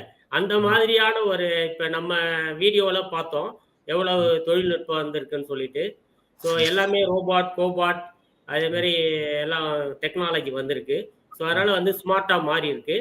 அதே மாதிரி unlimited opportunity when we don't have a constraint. நான் வந்து இப்போ வந்து நம்ம உற்பத்தி துறைன்றது உலகளாவிய துறையாக மாறிவிட்டது. 2 விதம். ஒன்று வந்து நம்முடைய உற்பத்தி பொருட்கள் உள்ளூர் சந்தைக்கு மட்டுமல்ல, உலகத்தின் மிகப்பெரிய சந்தைகளுக்கு செய்யக்கூடிய ஒரு இது இருக்கு. அதே மாதிரி உலக உற்பத்தி நிறுவனங்கள் நிறைய வந்து நம்ம நாட்டில் வந்து தொடர்ந்து தொழிற்சாலைகளை நிறுவி, வடிவமைப்பு அலுவலகங்களை நிறுவி நமக்கு வந்து வேலை வாய்ப்பு ஜாஸ்தியா பண்ணியிருக்காங்க. ஸோ இதுல வந்து மாணவர்கள் மெக்கானிக்கல் படிச்சவங்களுக்கு ஒரே ஒரு வேண்டுகோள் என்னன்னா, எந்த ஒரு கட்டுப்பாடும் வச்சுக்க வேண்டாம், எந்த ஒரு கன்ஸ்ட்ரெயின் வச்சுக்க கூடாது. நான் திருநெல்வேலியில இருக்கேன், எனக்கு எங்க ஊர்லயே வேலை கிடைக்குன்னா கண்டிப்பா கிடைக்காது. புரியுதுல? ஸோ அதனால வந்து எந்த ஒரு கட்டுப்பாடும் இல்லாதவர்களுக்கு அபரிதமான வளர்ச்சி இருக்கக்கூடிய ஒரு துறை வந்து மெக்கானிக்கல் துறை. அங்கதான் வந்து ஒரு வழிகாட்டுதல் இல்லாமல் நிறைய மெக்கானிக்கல் படிச்ச பட்டதாரிகள் சிரமப்படுறாங்க. ஏன்னா நம்ம வீடு வந்து நம்ம வீட்டு வேலை வந்து நம்ம வீட்டை தேடி வராது, நம்ம தான் வேலையை தேடி போகணும். ஸோ இப்போ வந்து உலகளாவில பார்த்தீங்கன்னா, இப்போ நான் உற்பத்தி பொருட்கள் உலக சந்தைக்கு போதுன்றோம். ஸோ உலக சந்தையில் ஆப்பிரிக்காவிலேயோ, அமெரிக்காவிலேயோ, ஜப்பானுக்கோ நம்ம எக்ஸ்போர்ட் பண்ணும்போது அங்கே ஒரு சேவை தேவைப்படும். அதற்கு நீங்கள் போக தயார் என்றால் அங்கே வேலை கிடைக்கும். அதே மாதிரி நம்முடைய கல்ஃப் கண்ட்ரீஸ்ல வந்து பார்த்தீங்கன்னா நிறைய சேவை வந்து தேவைப்படுது, இன்ஸ்பெக்ஷன், டெஸ்டிங் அந்த மாதிரி தேவைப்படுது. ஸோ நம்மளுடைய லிமிட்டேஷன், நம்மளுடைய கன்ஸ்ட்ரெயின்ஸ் அது இல்லாமல் இருந்தால் கண்டிப்பாக வந்து தொடர்ந்து முன்னேற்றம் தான் வந்துட்டு இருக்கு. அதே மாதிரி இது வந்து ரொம்ப சின்னதாக தான் ஸ்டார்ட் பண்ண வேண்டியது இருக்கும் எல்லா மெக்கானிக் இன்ஜினியரும். அது வந்து யாரும் ஆனால் இப்போ வந்து தொழிற்சாலைகளில் இல்லை நிறுவனங்களில் இப்போ என்ன இருக்குன்னா, ஆல்மோஸ்ட் நம்ம வந்து ஐடி கம்பெனி என்ன சம்பளம் கொடுக்குறாங்களோ அந்த சம்பளத்துக்கு ஈக்குவலாவோ அதை விட அதிகமாக தான் கொடுக்குறோம். அது வந்து நிறைய பேருக்கு புரியாது, தெரியாது. ஏன்னா ரொம்ப அதிகமாக நம்ம அந்த அளவுக்கு லட்சக்கணக்கில் ஆள் எடுக்கிறது இல்லை, இல்லை ஆயிரக்கணக்கில் நூற்றுக்கணக்கில் ஒரு கல்லூரிக்கு போகும்போது எடுக்கிறது இல்லை, அளவு கம்மியாக தான் எடுப்போம். ஆனால் ஸ்மால் ஸ்டார்ட்டாக இருக்கும், பட் ஆனால் ரொம்ப பெரிய முன்னேற்றமாக இருக்கும். சஸ்டைனபிள் growth சொல்கிறேன், அதாவது தடை செய்யப்பட முடியாத ஒரு வளர்ச்சி இருக்கும், எல்லோருக்குமான வளர்ச்சியாகவும் இருக்கும். அது அதுல வந்து வேறுபாடு இல்லை. அதாவது வந்து எனக்கு வந்து ஐக்யூ ஜாஸ்தியா இருக்கணும், இது இருக்கணும் அப்படின்னு இல்லை. நீங்க சரியான துறையை, வடிவமைப்புனா வடிவமைப்பு, உற்பத்தினா உற்பத்தினா, inclusive growth, sustainable growth and inclusive growth, ஒருங்கிணைக்கப்பட்ட சமநிலையான வளர்ச்சி எல்லோருக்கும் தரக்கூடிய ஒரு துறையா தான் மாறிட்டு இருக்கு. ஸோ இது வந்து இலகுவாயிட்டு இருக்கு. ஹார்ட் ஒர்க் வந்து கடின உழைப்பு என்பது இலகுவான ஒர்க்காகவும் நல்ல திறமைசாலியான ஒர்க்காகவும் மாற்றிருக்கு. இந்த கடைசி பாயிண்ட் வந்து நான் ஏற்கனவே சொல்லியிருக்கேன். உயிரினங்கள் இந்த உலகத்தில் இருக்கின்ற வரை உற்பத்தி பொருள் இருக்கும். உற்பத்தி பொருள் இருக்கின்ற வரை உற்பத்தி கூடங்கள் இருக்கும். உற்பத்தி கூடங்கள் இருக்கின்ற வரை மெக்கானிக்கல் இன்ஜினியருக்கு வேலை வாய்ப்புகள் தொடர்ந்து இருக்கும். மிகச்சிறப்பு, மிகச்சிறப்பு. இந்த லாஸ்ட் 3 லைன்ல நம்ம தொகுத்து வழங்கணும்னா, உயிர்கள் இருக்கும் வரை இயந்திர பொறியாளர்கள் இருப்பார்கள் என்று சுருக்கமா சொல்லலாம். மிகச்சிறப்பு. நீங்க ஒரு புது பாயிண்டை எடுத்து வந்தீங்க. இது எப்படி என்றால், இந்த எந்திர பொறியாளர்கள் உலகளாவிய பொறியாளர்களாக பரிணமிக்க வேண்டிய சிந்தனை, அந்த புதிய சிந்தனையை நீங்கள் விதைத்திருக்கிறீர்கள். பிறகு டச் கிரீஸ் இல்லை, இப்ப டச் ஸ்கிரீன் என்கிற ஒரு புதிய கண்ணோட்டத்தை, பார்வையை நீங்கள் கொடுத்திருக்கிறீர்கள். மிக்க நன்றி. நீங்கள் மிக குறுகிய நேரத்தில் மாணவர்களுக்கு இருக்கக்கூடிய வாய்ப்புகள், பல தளங்களில் அவர்களுக்கு இருக்கக்கூடிய பொறியியல், இயந்திர பொறியியல் வாய்ப்புகளை சொல்லியிருக்கிறீர்கள். குறிப்பாக மாணவிகளுக்கு இருக்கக்கூடிய வாய்ப்புகள், பிறகு எப்படி உங்களோட ஒரு தொழிற்சாலை எப்படி இயங்குகிறது என்பதையும் பார்வையாளர்களுக்கு நீங்கள் காட்டியிருக்கிறீர்கள். நிகழ்ச்சியினுடைய இறுதியாக நாம் பார்வையாளர்களுடைய கேள்வி பதில் பகுதி, கேள்விகள் ஏதாவது இருந்தால் நாம் அதை பார்த்து பதில்.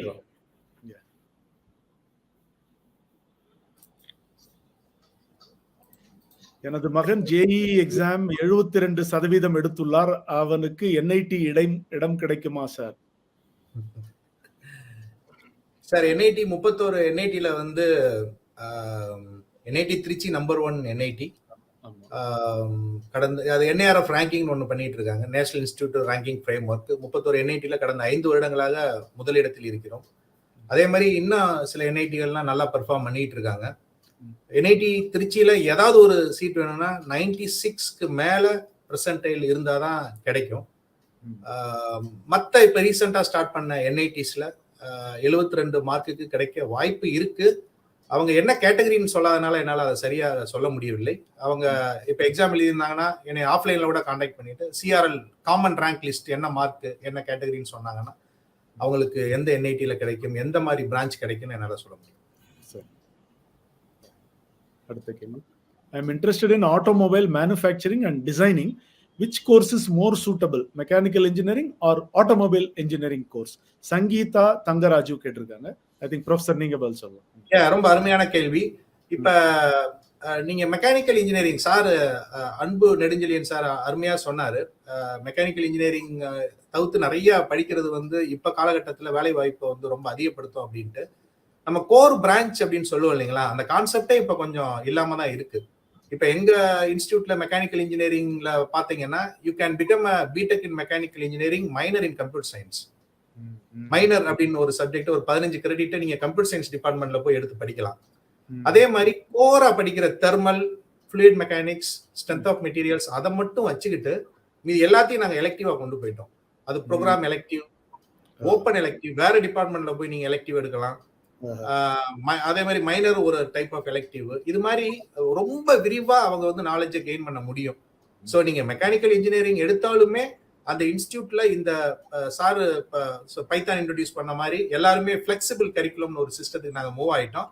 நீங்க எதிர் ஆட்டோமொபைல் எடுத்தாலும் சரி, மெக்கானிக்கல் இன்ஜினியரிங் அதை பத்தி கவலை இல்லை. எந்த மாதிரி எலெக்டிவ்ஸை நீங்க சூஸ் பண்றீங்க, இப்ப நீங்க டிசைன்ல விருப்பப்படுறீங்கன்னா இந்த கிராஃபிக் டிசைன் ரிலேட்டட் எலெக்டிவ்ஸ், ஒரு கிரியோ சாஃப்ட்வேர் சார் சொன்னார், அது மாதிரி அந்த ரிலேட்டட் இதெல்லாம் எந்த எலெக்டிவ்ல ஆஃபர் பண்றாங்க, எந்த பிரான்ச்ல ஆஃபர் பண்றாங்க நீங்க படிச்சீங்கன்னா உங்களுக்கு கண்டிப்பா அது பயனுள்ளதாக இருக்கும். மகிழ்ச்சி. Hello Durai Selvam sir, is it necessary to learn computer programming as an added advantage or it comes as a part of the curriculum in mechanical engineering? Haripriya நல்ல கேள்விமா. இப்ப நான் ஒரு கொஸ்டின் ஆன்சர் பண்ணதே இதுக்கும் சேம் பதில் தான். கரிக்குலம் வந்து ரொம்ப ஃபிளெக்சிபிள். நீங்க கம்ப்யூட்டர் ப்ரோக்ராமிங் கண்டிப்பா கத்துதான் ஆகணும். அந்த ப்ரோக்ராமிங் தெரியாம நீங்க வந்து ஒரு டேட்டாவை அனலைஸ் பண்ண முடியாது, ஒரு ப்ரோக்ராமை கிரியேட் பண்ண முடியாது. ஒரு சிஸ்டம் மாடல் பண்ணும்போது அதை ஒரு தெர்மல் அனாலிசிஸோ ஸ்ட்ரெஸ் அனாலிசிஸோ ஏதாவது பண்ணணும்னா கண்டிப்பாக உங்களுக்கு கணினி ரிலேட்டட் நாலேஜ் வந்து இருக்கும். அது ரிலேட்டடான எலெக்டிவ்ஸை நீங்க எடுத்தீங்கன்னா கண்டிப்பா மெக்கானிக்கல் இன்ஜினியரிங் பிளெண்டட் வித் இந்த இது உங்களுக்கு கண்டிப்பா பெனிஃபிட்டா இருக்கும். Very nice. ஒன்னு சொல்லுங்க, அடிஷனலா சொல்லணும்னு ஆசைப்படுறேன் இந்த கம்ப்யூட்டர் ப்ரோக்ராமிங் பத்தி. ஸோ நான் ஏற்கனவே சொன்ன மாதிரி இந்த வடிவமைப்பா, உற்பத்தியா, சேவையா அப்படின்றது முடிவு பண்ணிட்டீங்கன்னா, ஃபார் எக்ஸாம்பிள் என்ன கம்ப்யூட்டர் ப்ரோக்ராம் படிக்கிறது, என்ன சாஃப்ட்வேர் படிக்கிறது, வடிவமைப்புனா கிரியோ படிக்கணும், இல்ல ஏஆர் விஆர் அது படிக்கணும், உற்பத்தி வரும்போது ரோபோட் ப்ரோக்ராமிங் படிக்கணும். ஸோ அது வந்து அவங்களுக்கு வந்து 2ஆம் ஆண்டுல இருந்து கொஞ்சம் ஒரு தெளிவு வரும். ஒரு 2 செமஸ்டர் லீவ்ல இன்பிளான்ட் ட்ரைனிங், பிளான்ட் விசிட்லாம் போனோம்னா ஒரு தெளிவு வரும். அதுக்கப்புறம் சூஸ் பண்ணுங்க. நம்ம வந்து நம்மளுடைய பாடத்திட்டம் வந்து மினிமம் குறைந்தபட்ச பாடத்திட்டம், அதற்குள்ள ஃப்ளெக்சிபிலிட்டி என்ன அப்படின்னு தான் டிசைன் பண்ணோம். ஏன்னா கிட்டத்தட்ட ஒரு 50, 60 சப்ஜெக்ட் நம்ம உள்ள கொண்டாந்து திணிக்கிறோம்.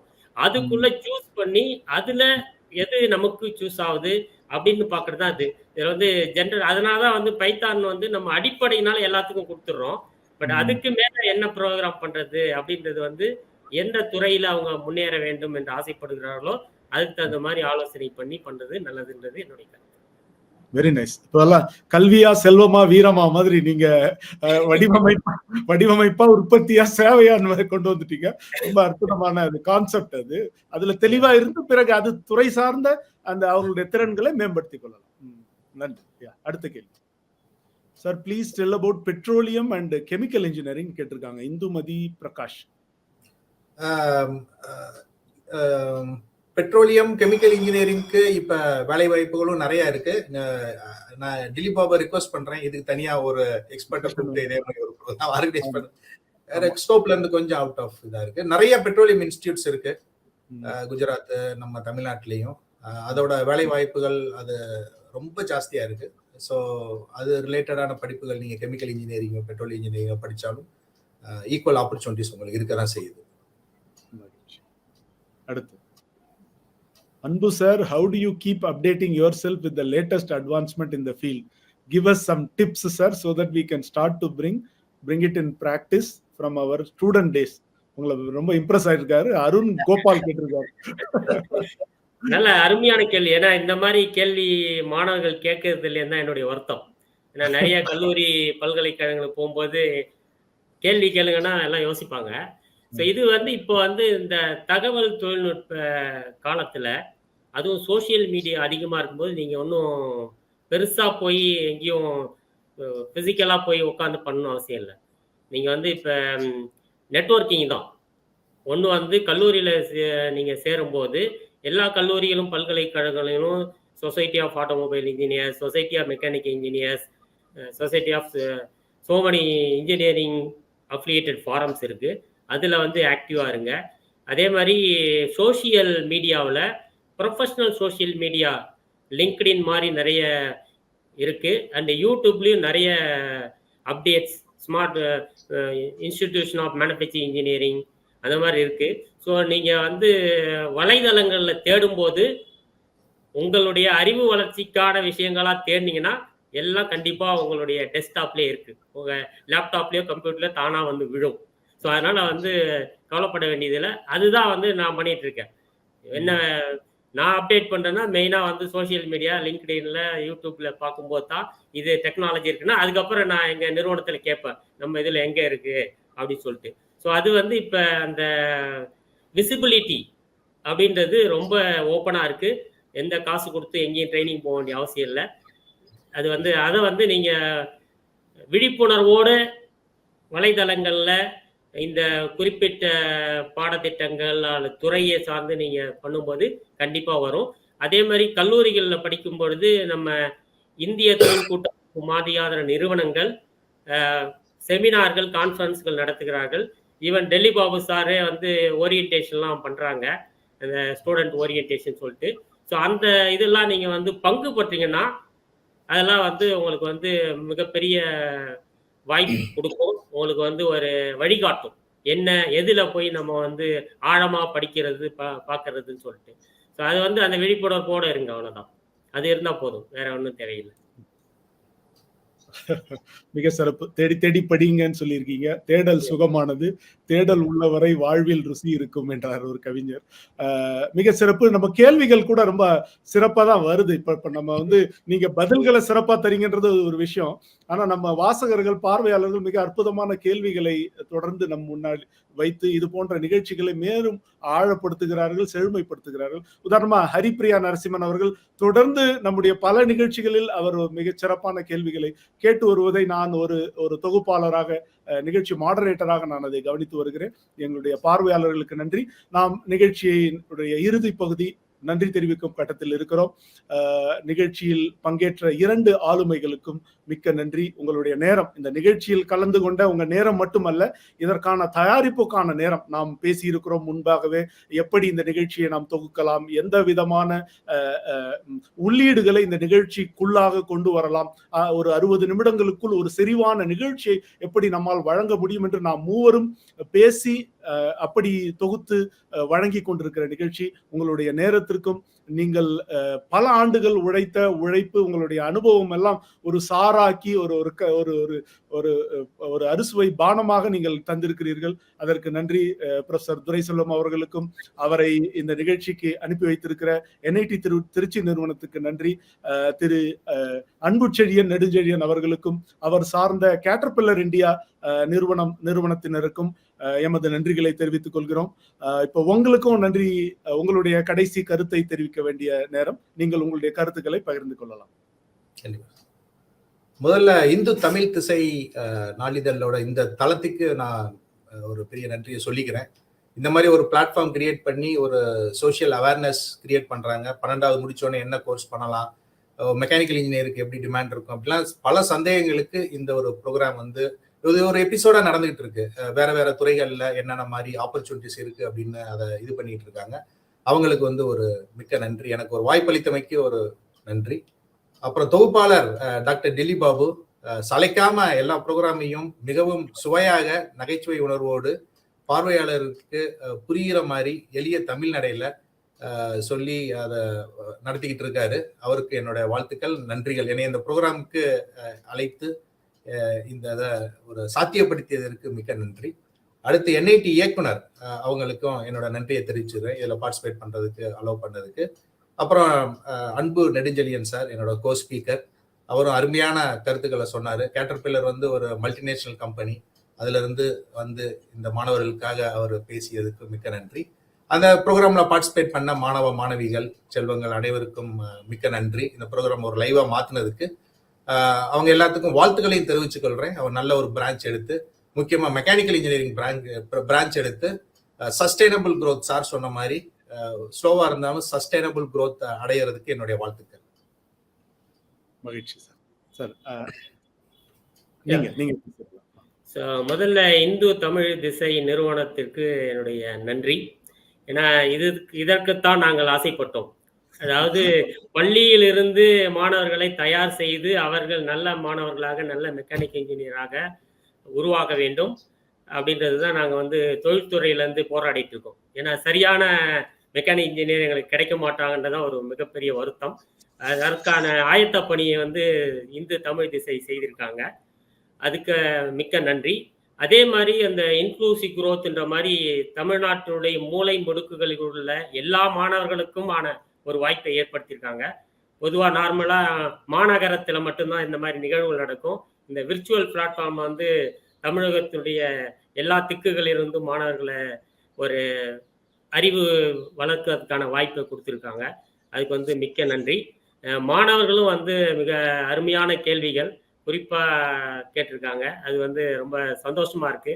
இந்த ஆர்வம் இருந்தால் போதும், நீங்கள் எது வேணாலும் வெல்லலாம். அதற்கான வாழ்த்துக்கள் மாணவர்களுக்கு.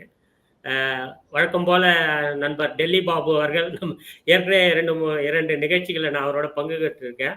ஸோ அந்த நட்பின் அடையாளமாக இந்த நிகழ்ச்சிக்கு அழைத்து பங்கேற்றதுக்கு நன்றி. அண்ட் இந்த இண்டஸ்ட்ரி இன்ஸ்டிடியூஷன் இன்டராக்ஷன் அப்படின்றதான் ஒரு பெரிய கவலைக்குரிய விஷயமா இருந்தது. அதை போக்கும் வகையில் ப்ரொஃபஸர் துரைசெல்வன் இதோட சேர்ந்ததில் நான் ரொம்ப சந்தோஷப்படுறேன். ஸோ ஏன்னா மாணவர்களுக்கு ஒரு தெளிவான புரிதல் வரும். காலேஜிலேருந்து ஒருத்தர் வந்து பேசுகிறாரு, கம்பெனிலேருந்து ஒருத்தர் வந்து பேசும்போது இடைவெளி எதுவுமே இல்லை. அது அவங்க பேசிட்டு போகாமல் ஒரு புரிதல் வரும். இது ஒரு நல்ல தெளிவை ஏற்படுத்தும் எல்லா மாணவர்களுக்கும். அந்த மாணவர்கள் கலந்து கொண்ட மாணவர்களும் அவர்களுடைய நட்பினரும் எல்லோருக்கும் ஒரு வளமான எதிர்காலம் அமைந்து எல்லாம் வல்ல இறைவனை வேண்டுகிறேன். நன்றி, வணக்கம். நன்றி, மிகச்சிறப்பு. அதுல வந்து என்ஜினியரிங் துறை சார்ந்த தகவல்களை பொதுவெளியில் ஒரு நிகழ்ச்சியாக பேசும்போது, கலந்துரையாடல் நிகழ்ச்சியில் இருக்கும்போது மொழி ஒரு தடையாக இருக்கும். அவங்க துறையில அவங்க சிறந்து விளங்குவார்கள். ஆனால் தமிழில் பேசுவதற்கு ஒரு ஒரு சிக்கல் இருக்கும். ஆனா நீங்க 2 பேருமே மிக சரளமாக தமிழில் உங்கள் துறை சார்ந்த தகவல்களை, அருமையான கருத்துக்களை உதாரணங்களோடு எடுத்து வைத்தீர்கள். இது எல்லா மாணவர்களுக்கும் பயனுள்ளதாக இருக்கும். நீங்க சொன்ன முக்கியமான கருத்துக்களை மறுபடியும் ஒரு தடவை சொல்லிட்டு திரும்ப நம்ம நிகழ்ச்சி முடிப்போம். இப்போ கணினி துறை மாதிரி பொறியியல், இயந்திர பொறியியல் துறை மாறி வருகிறது. எல்லோரும் இதில் வரலாம் என்று ப்ரொஃபசர் துரைசெல்வம் அவர்கள் கூறிய கருத்து வந்து ஒரு ஸ்டாண்ட் அவுட் பாயிண்ட். பிறகு நீங்கள் அன்பு செழியன் அவர்கள் கூறிய இது வந்து ஒரு சஸ்டைனபிள் குரோத் என்கிற, இதை நிலைத்த வளர்ச்சி இதில் இருக்கிறது. இன்க்ளூசிவ் குரோத் என்கிற எல்லோருக்குமான வளர்ச்சியும் இதில் இருக்கிறது. பிறகு எந்திர பொறியாளர்கள் உலகளாவிய எந்திர பொறியாளர்களாக மாற வேண்டிய தருணம். அவர்களுக்கு வாய்ப்புகள் இந்திய எல்லைக்குள்ளாக மட்டும் இல்லாமல் எல்லை கடந்து ஒரு உலகளாவிய இயந்திர பொறியியல் குடிமக்களாக அவர்கள் பரிணமிக்க வேண்டிய, பங்களிக்க வேண்டிய தருணம் என்கிற கருத்தை மிக எளிய தமிழில் தெரிவித்த உங்கள் இருவருக்கும் நன்றி தெரிவித்துக் கொள்கிறேன். மெக்கானிக்கல் இன்ஜினியரிங் என்பது காலங்காலமாக இருந்து வருகிறது. இப்ப நட்டு போல்ட் எல்லாம் மெக்கானிக்கல் இன்ஜினியரிங் கான்செப்ட். வீட்டுல கூட இல்லத்தரசிகள் ஒரு அலுப்புக்காக சொல்வது, என்ன வாழ்க்கை இது, ஒரு நகை உண்டா, அதுக்கப்புறம் நட்டு உண்டா என்றுதான் கேட்பார்கள். அந்த அளவுக்கு மெக்கானிக்கல் இன்ஜினியரிங் நம்முடைய சாதாரண மக்களுடைய வாழ்க்கையிலும் இரண்டரை கலந்த இந்த துறையில் சாதிக்க நிறைய இருக்கின்றன. பல படிப்புகள் இருக்கின்றன, படிப்புகளுக்கான வாய்ப்புகள் இருக்கின்றன. அந்த கல்லூரிகளுக்கான தகவல்கள், கல்வி கட்டணம், பிறகு வேலை வாய்ப்பு, என்னென்ன பல துறைகளில் என்ன இருக்கிறது, சுய தொழில் வாய்ப்புகள் என்று எல்லாவற்றையும் நாம் இந்த நிகழ்ச்சியில் கலந்துரையாடி இருக்கிறோம். இப்படிப்பட்ட மிக பயனுள்ள நிகழ்வை தொடர்ந்து முன்னெடுத்து கொண்டிருக்கிற இந்து தமிழ் திசை நாளிதழுக்கு எங்கள் மூவரின் சார்பாக நன்றியையும் எங்களுடைய வாழ்த்துதல்களையும் தெரிவித்துக் கொள்கிறோம். பிறகு இந்த நிகழ்ச்சியை வழங்கி கொண்டிருக்கிற விஐடி சென்னை நிறுவனத்திற்கும், உடன் வழங்கி கொண்டிருக்கிற ஈஸ்வரி பொறியியல் கல்லூரி, சபிதா பொறியியல் கல்லூரி, ஆல்பா பொறியியல் கல்லூரி உள்ளிட்ட 3 பொறியியல் கல்லூரி நிறுவனங்களுக்கும் எமது நன்றியை தெரிவித்துக் கொள்கிறோம். நிகழ்ச்சியில் முதல் பதிவு செய்த 20 பார்வையாளர்களுக்கு புத்தக பரிசுகள் என்று இந்து தமிழ் திசை நிறுவனத்தினர் அறிவித்திருந்தார்கள். நேற்றைய நிகழ்ச்சியில் 10 பார்வையாளர்களின் பெயர்களை அறிவித்திருந்தோம். இன்றைய நிகழ்ச்சியில் நாங்கள் நன்றி சொல்லி முடித்த பிறகு அந்த 10 பார்வையாளர்களின் பெயர்கள் திரையில் காண்பிக்கப்படும். உங்களுக்கான புத்தகங்களை இந்து தமிழ் திசை நாளிதழ் உங்களுடைய இல்லத்திற்கே அனுப்பி வைக்கும் என்கிற ஒரு நல்ல செய்தியோடு மறுபடியும் ஒரு முறை நன்றி தெரிவித்து விடைபெறுகிறோம். நன்றி, வணக்கம். நன்றி சார். நன்றி. தேங்க்யூ.